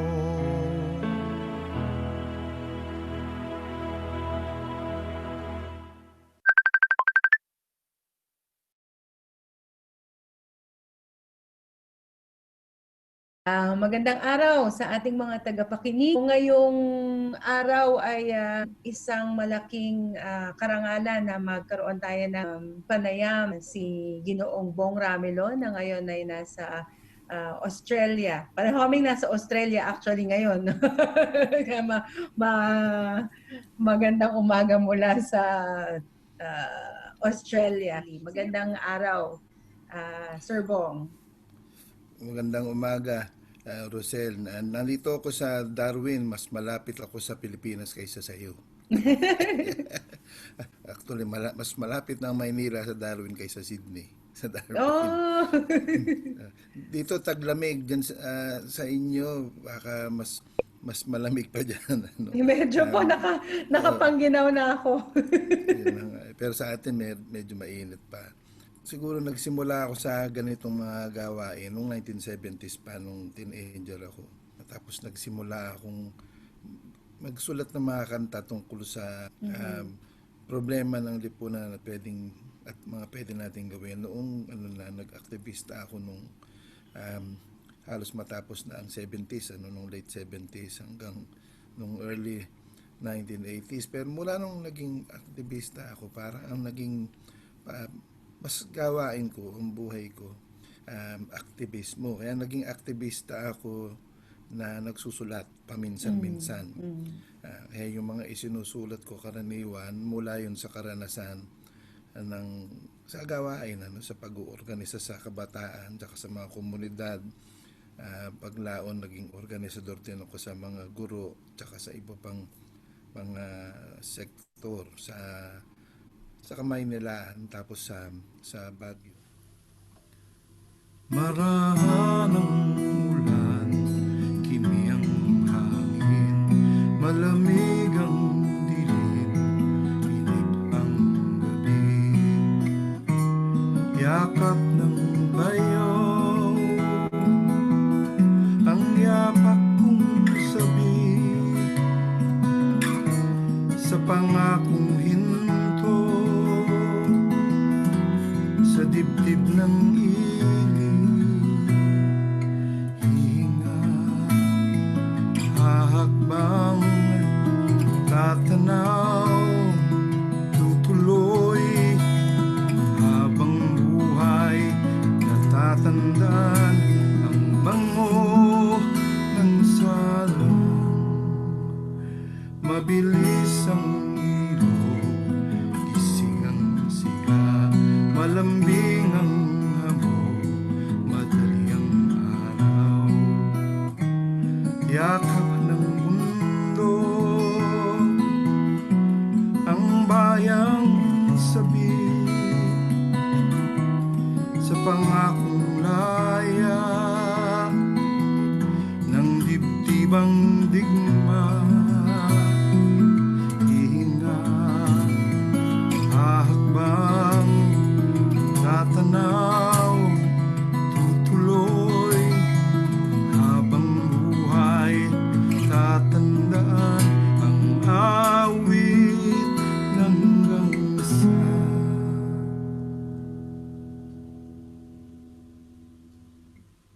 Ang tagal ko na rito sa Australia, pero malimit ang pakiramdam ko, estranghero pa rin ako dito. Siguro ikaw nararamdaman mo rin yan na kahit hindi madali. Banga man sa isang banda, pag uwi ko, hindi rin naman ako panatag doon ng todo dahil iba na rin naman ang kinasanayan ko. No?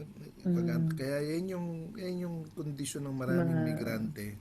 Yun ang kondisyon ko sa ngayon.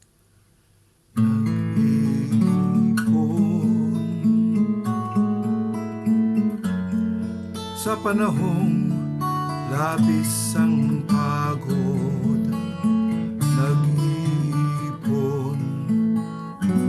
ng pahinga, nag-iipon. Sa panahong labis ang hirap, nag-iipon ng ginhawa, minsa'y di na tiyak matutupad pa ang pinapangarap na pahinga't ginhawa. Minsa'y di mapigil ang pagdududa, pagod at hirap na lang ba? Gayunman nag-ipon sa panahong laging nabibigo, nag-iipon ng pag-asa, nag-iipon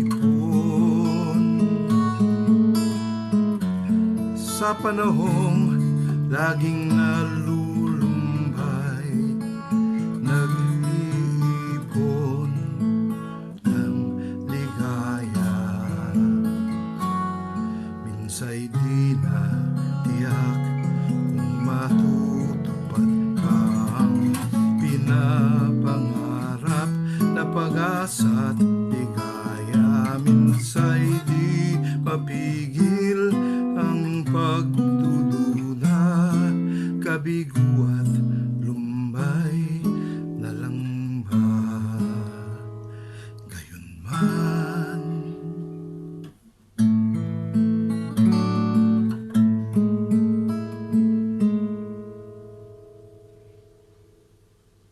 gawain ko sa music, songwriting mainly ang contribution ko sa gawain natin sa cultural work. Nagsusulat ako, parang pangungumpisal ko yan bilang aktivista tsaka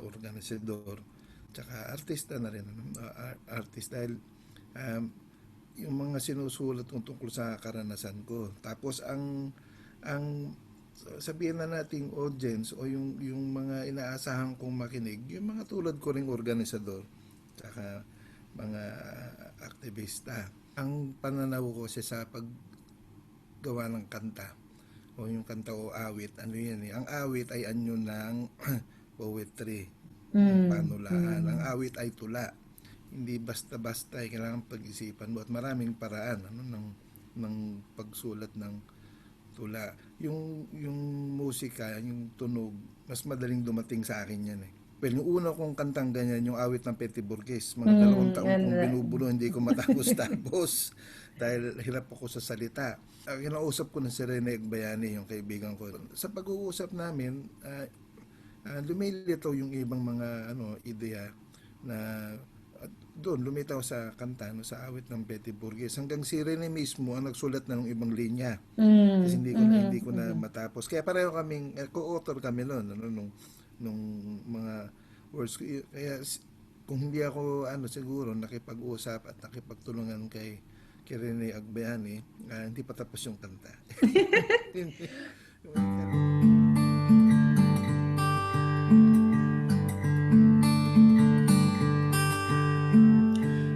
buhay na nagisnan unang ginhawa, buhay na humuko, di yata makakayang iwan. Buhay na kahirap, bagay na di gagap, bukas o nakaraan, saan nga ba ang patutunguhan? Nagugulhan ba ako ngayon? Naghihintay na sila doon. May panahong magduda't magtanong, ngayoy panahon ng pagharap at pagsulong. Pagtatanong ay huwag lubayan, tunggalian ay walang katapusan. Aking mga mata, malinaw ang nakita pusa na di napapatid. Diwa ay natalos, umayo at kumilos. Tawag ng pangangailangan, di na matatalikuran.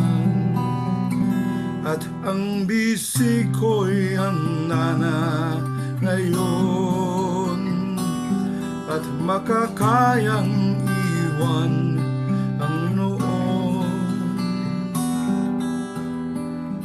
May panahong magduda't magtanong, ngayon'y panahon ng pagharap at pagsulong. Pagtatanong ay huwag lubayan, tunggalian ay walang katapusan.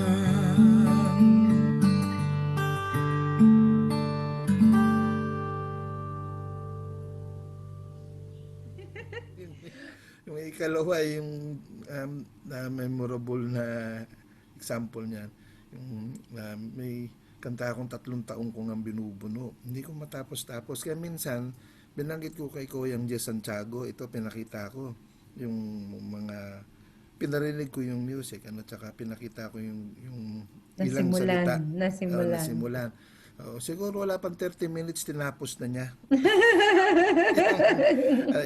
Kaya yun, meron kaming kanta na pareho, nagtulong kami sa salita.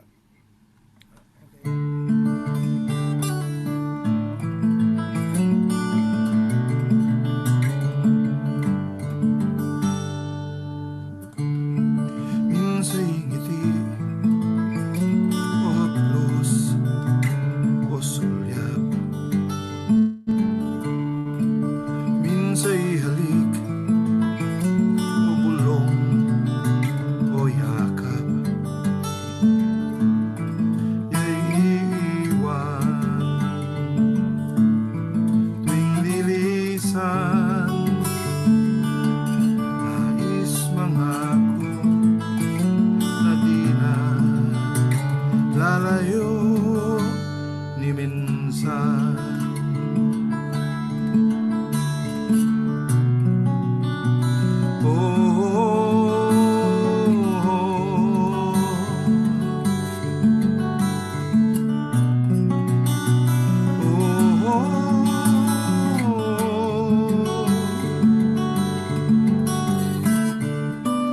Minsan nais nang maglaho.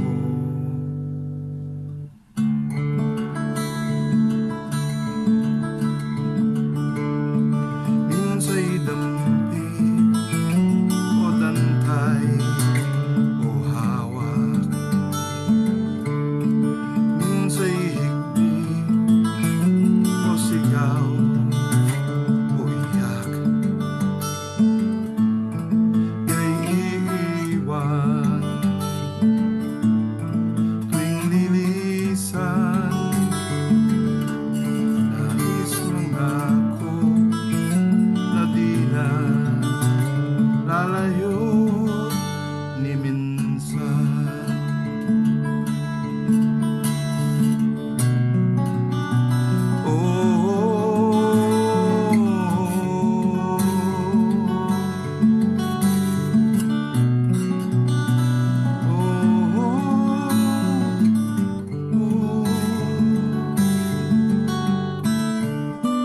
Minsan nais nang maglaho.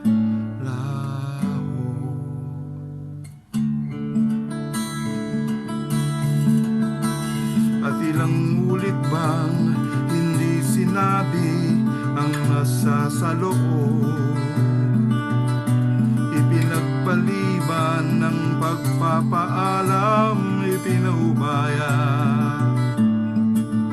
sa susunod.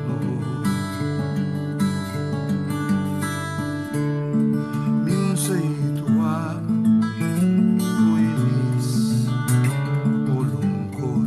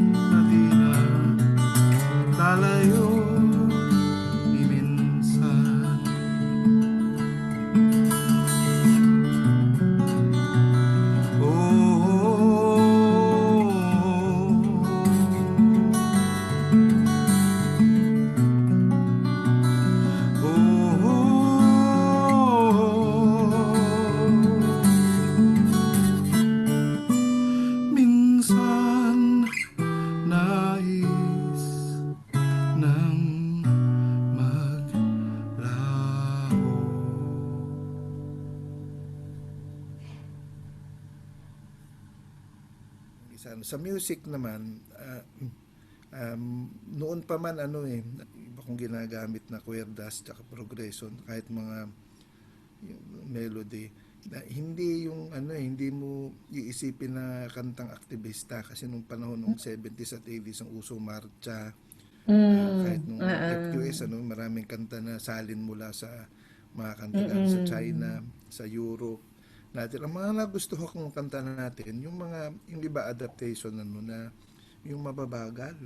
Yung mga minor, yung iba nga galing pa sa Italy, ganung tradisyon. Mas parang yun Tumata. may epekto sa akin. Oo, yung ganung mga tradisyon Sa akin, parang sa akin, it makes sense sa akin na sige, yan lang ang tradisyon ko ay bilang Tagalog, kundiman, tsaka kumintang, tsaka yung mga form na maraming yung mabagal ang tempo, 3/4 ang kumpas, tapos malulungkot yung simula, mga minor tsaka major. So, yun ang inspiration ko. Yung 3/4 consistent sa akin yun. Ganon siguro ang tibok ng puso ng tao, 3/4. Ganon ang tingin ko. So, lagi kong ginagamit yung 3/4. Tapos yung minor, key, mahilig ako doon. Tapos kung minsan yung sa gitna, yung middle 8 naman, tulad ng sa kundiman, tsaka sa kumintang nagiging major, sinusubukan ko yun. Pero rin, gumagamit ako siguro ng mga kwerdas na hindi kalimitang ginagamit, mga major 7th, minor 9th, 13th, 11th. Tapos ako mahilig ako sa harmony noon pa napansin ko na yan bukod sa siguro natural yan sa akin, produkto rin siguro yan, resulta yan kasi nakapag-aral ako ng bahagya ng music. Tapos yung isa naming teacher doon, ang paliwanag niya may tatlo at least tatlong elemento ng isang piyesa o pag lumilikha ka ng magsusulat ka ng music, yung rhythm, harmony, and melody. Para sa kanya, kasi guitar major kami, gitara, pinaka-importante sa lahat melody. Kaya kahit yung pagtugtog niya at yung technique na itinuturo niya sa amin bilang mga gitarista, paano patingkarin yung melody, na hindi nawawala yung ritmo, yung rhythm, tsaka harmony. Pero ako mahilig talaga ako sa harmony. Kahit sa vocal arrangement, sa kahit mahilig talaga ako sa, hindi ko alam kung bakit pero mahilig ako sa harmony. Kaya natural sa akin, napansin ko na rin yan kahit sa Sonic Pi, na kwerdas talaga. Hindi ako makukontento sa isang melody line. Mahilig ako dyan. Gusto ko mag-aral ng kontrapunta. Hindi ako mahusay doon, pero yan mga hilig ko, tsaka gusto kong pag-aralan yung kwerdas, na ang daming kwerdas libo-libong kwerdas yan kaya hindi ko mapag-aaralan lahat yan. Pag nagigitara ako, at least 4 na nota ang ginagamit ko. Kung minsan 5, kung kaya kong gamitin lahat ng daliri ko. O pag yung strum ka, 6 yun, unless na meron minsan nag-aaral ako ng 8-string guitar, kaya merong 8 nota na posibleng gamitin. Tapos meron namang technique na chord melody. Na pinag-aaralan ko rin yun, na hindi lang iisang melody line mo, kundi yung buong melody line mo, kwerdas. Sa puntong ito, mas maganda siguro na pakinggan natin, yung piyesa pinag-uusapan natin ngayong araw, para naman hindi lang puro salita at puro pagsasalarawan kung ano nga ba itong mga tunog na ito, at makita na natin marinig na natin kung ano itong piyesa.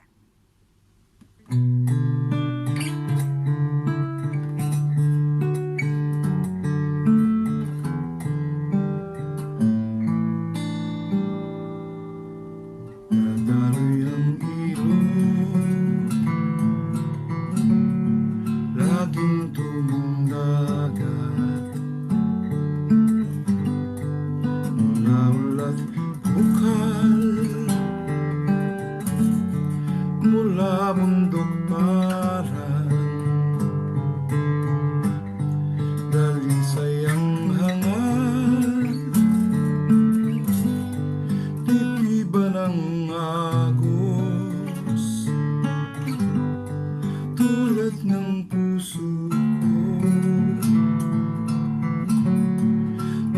Nadaloy sa iyo, nadaloy ang ilog, guguhit sa lupa, walang idadalhin, luksa'y tatangayin, payapang hatid sa kaluluwang hapon, tulad ng puso ko, bukod ko sa iyo. Nadaloy ang ilog, bundok hanggang dagat, gabi at umaga, palagi at tuwina, hahanap ng daan sa sakit at hadlang, tulad ng puso ko, hanap ang puso mo.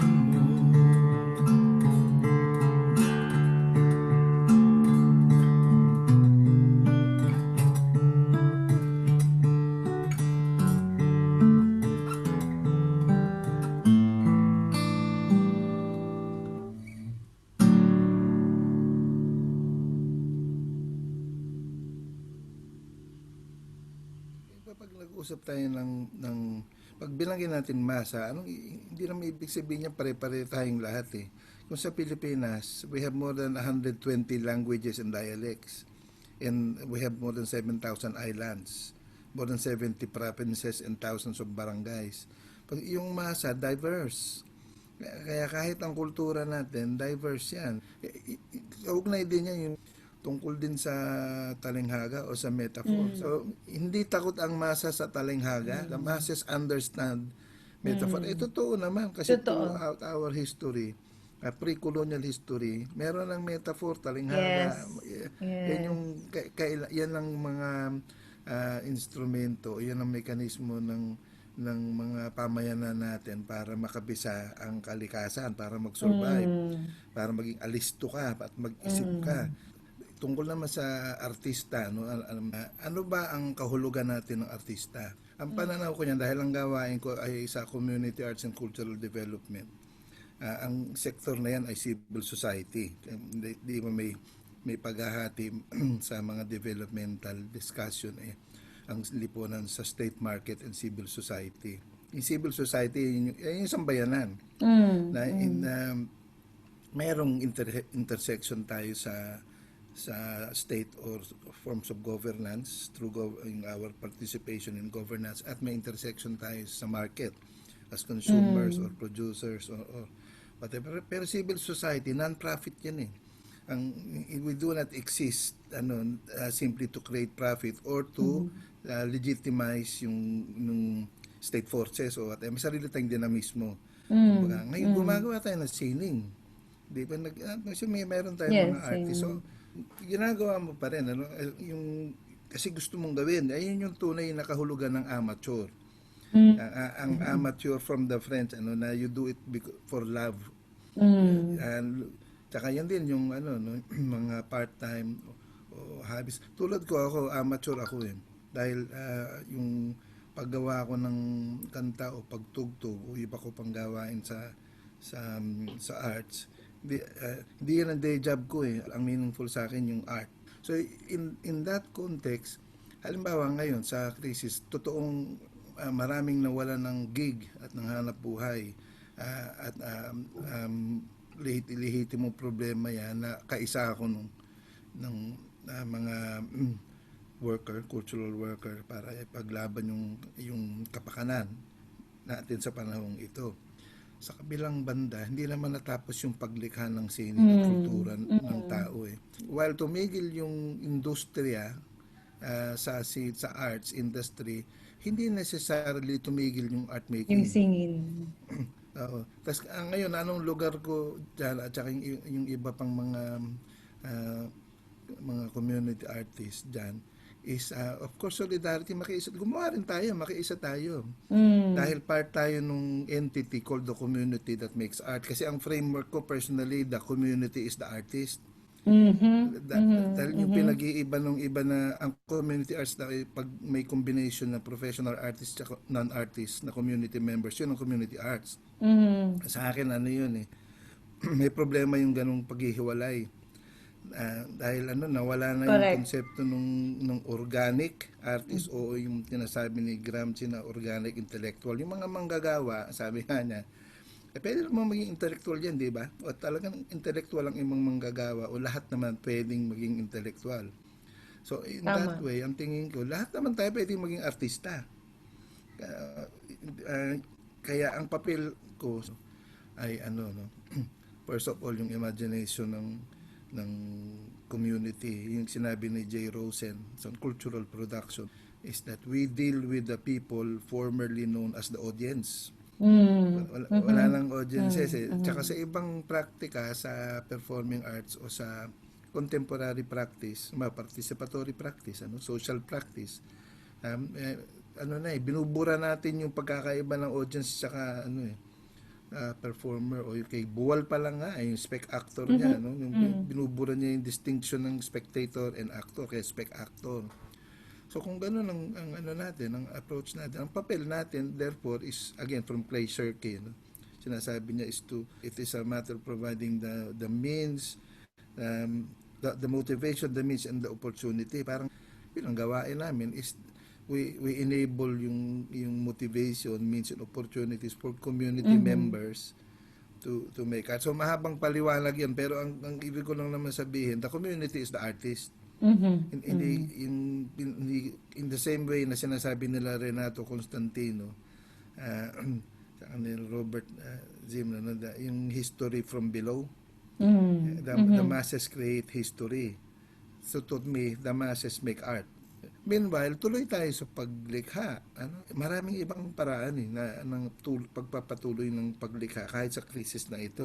Hindi lahat digital, pero maraming digital na paraan. Bilang pangsundot na katanungan, bagaman nasabi natin na ang musika sa pinakabasing paliwanag dito ay inorganisa ng mga tunog.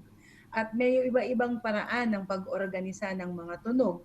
Pero siguro pa ang isang tanong din dyan ay, ano nga ba ang purpose? Yung sa akin, ang simpleng paliwanag ko dyan dahil ako at palagi ko maraming iba mas tatamaan, mas maaapektuhan ng tunog kaysa nung pandinig kaysa pagtingin. Siyempre ang pinaka makapangyarihan diyan yung touch, yung paghawak sa isa't isa.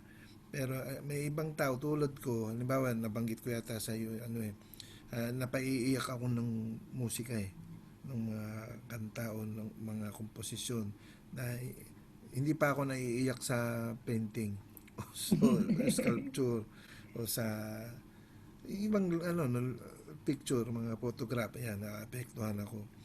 Kaya ang palagay ko, ang isang paraan yan kung maipadidinig natin, makadadagdag yan sa pakiramdam o pag-unawa natin. Yun naman ang isang purpose ng gawain natin, di ba? Yung kaugnayan sa pandama. Doon tayo palagay ko epektibo doon sa larangan ng pandama. Pag-unawa kung minsan hindi sapat ang diskurso ng salita. Yung dialogue. Yung sabi nga ni Buwal, di ba, yung teatro o yung kahit yung sayaw o movement o galaw,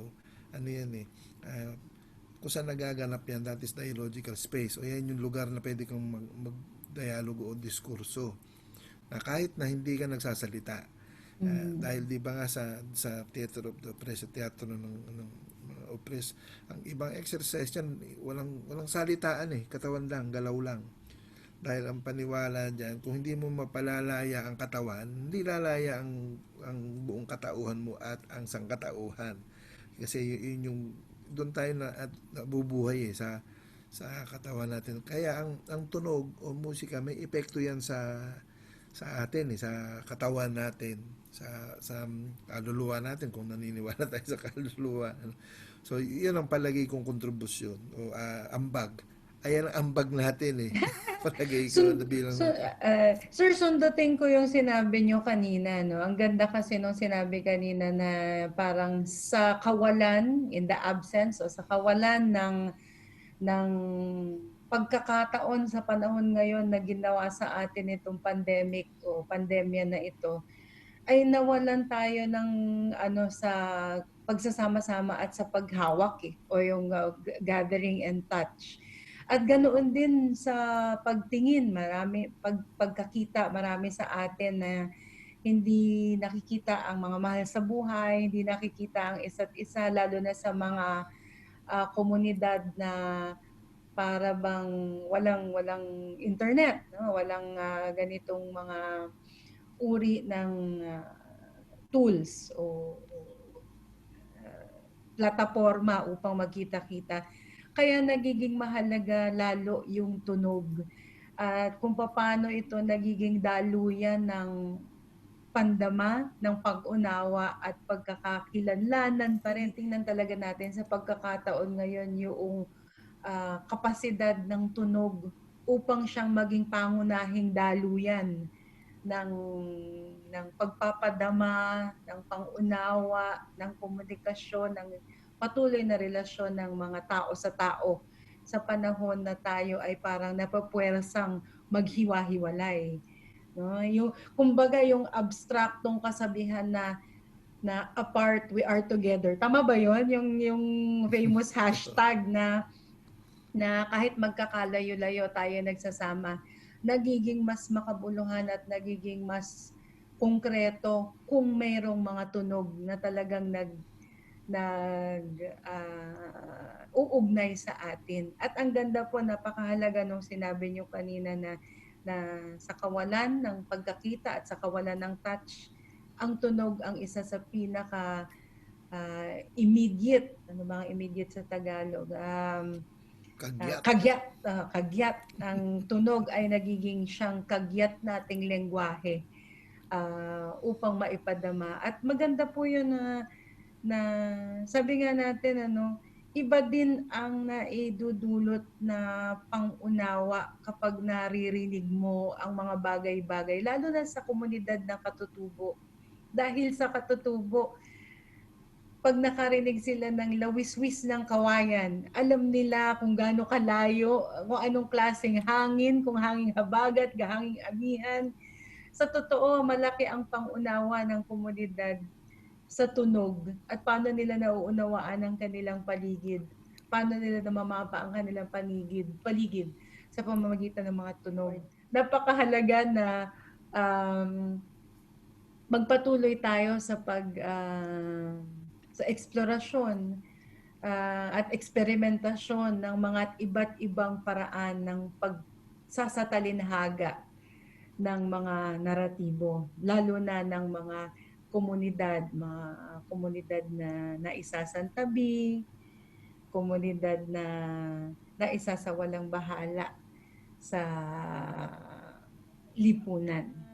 Panghuling na lang po, pananalita siguro na ibahagi sa ating mga tagapakinig ngayong araw.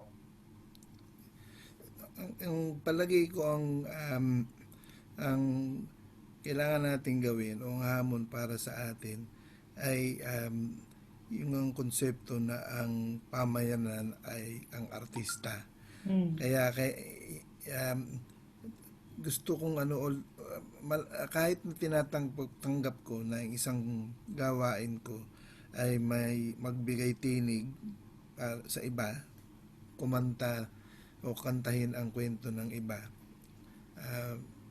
kantahin ko ang sarili kong kwento. Trabaho ko rin yung pakantahin yung iba eh. Kailangan kumanta ang buong bayan. Kaya yun ang mas mahirap na trabaho yun eh. Kasi kung tutuusin yung sa atin, madali yun eh. Kasi gagawa ako ng kanta o magpe-painting ako o sasayaw ako kasi yun ang responsibilidad ko. Pero palagi ko, ito na siguro yung mas mangingibabaw yung pagiging aktivista ko kaysa so-called na artista. Kailangan yung buong bayan kumanta at sumayaw. Kundi hindi tayo lalaya. So yun ang hamon sa atin. Paano ba natin pakakantahin, pasayawin, pagdodrawingin, at gagawa ng paano natin gagawing tunay na mapanlikha ang lahat sa atin. Ay hindi lang iilan sa atin ang may pribilehiyo at kaligayahan sa paglikha dahil karapatan nating lahat 'yan. Everyone has the right to participate freely in the cultural and artistic life of the community. Yun ang mas malaking hamon palagi ko. So maghanap tayo ng ibang paraan para maging totoo yun. Yun ang palagi kong hamon sa atin. Napakagandang panghuling pananalita yon. Ang pamayanan, ang artista. No? At siguro diyan na natin tatapusin ang ating panayam ngayong araw. Maraming salamat ulit, Sir Bong Ramilo, sa panayam na ito. Maraming salamat sa mga tagapakinig natin at patuloy tayong lumikha. Ang pagiging malikhain ay isang napakalaking susi sa ating pagpapalaya. Maraming salamat sa lahat at pa-edu.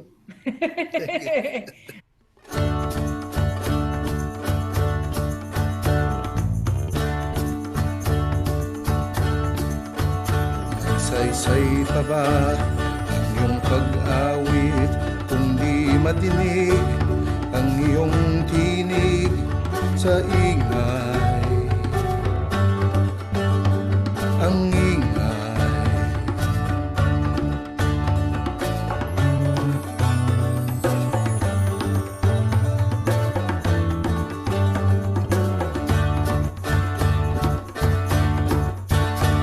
saysay pa ba ang iyong pagtugtog kung di madinig ang iyong himig sa ingay?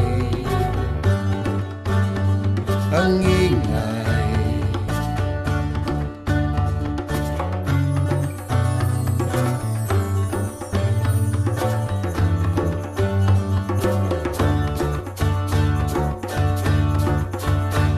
tunay ang awit, tunay ang sasabay, hanggang tinig natin ay tumalingaw-ngaw. Pagtapat ang tugtog, tapat ang sasaliw, hanggang ang himig natin ay dumagundong.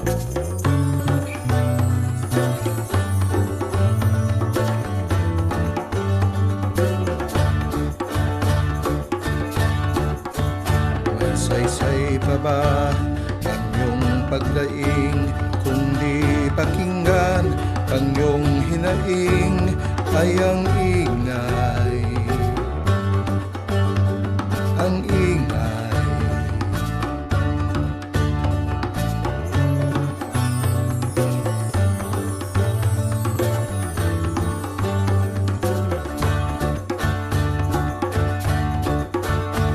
saysay pa ba ang iyong pagtutol kung di pakinggan ang iyong katwiran ay ang ingay? Ang ingay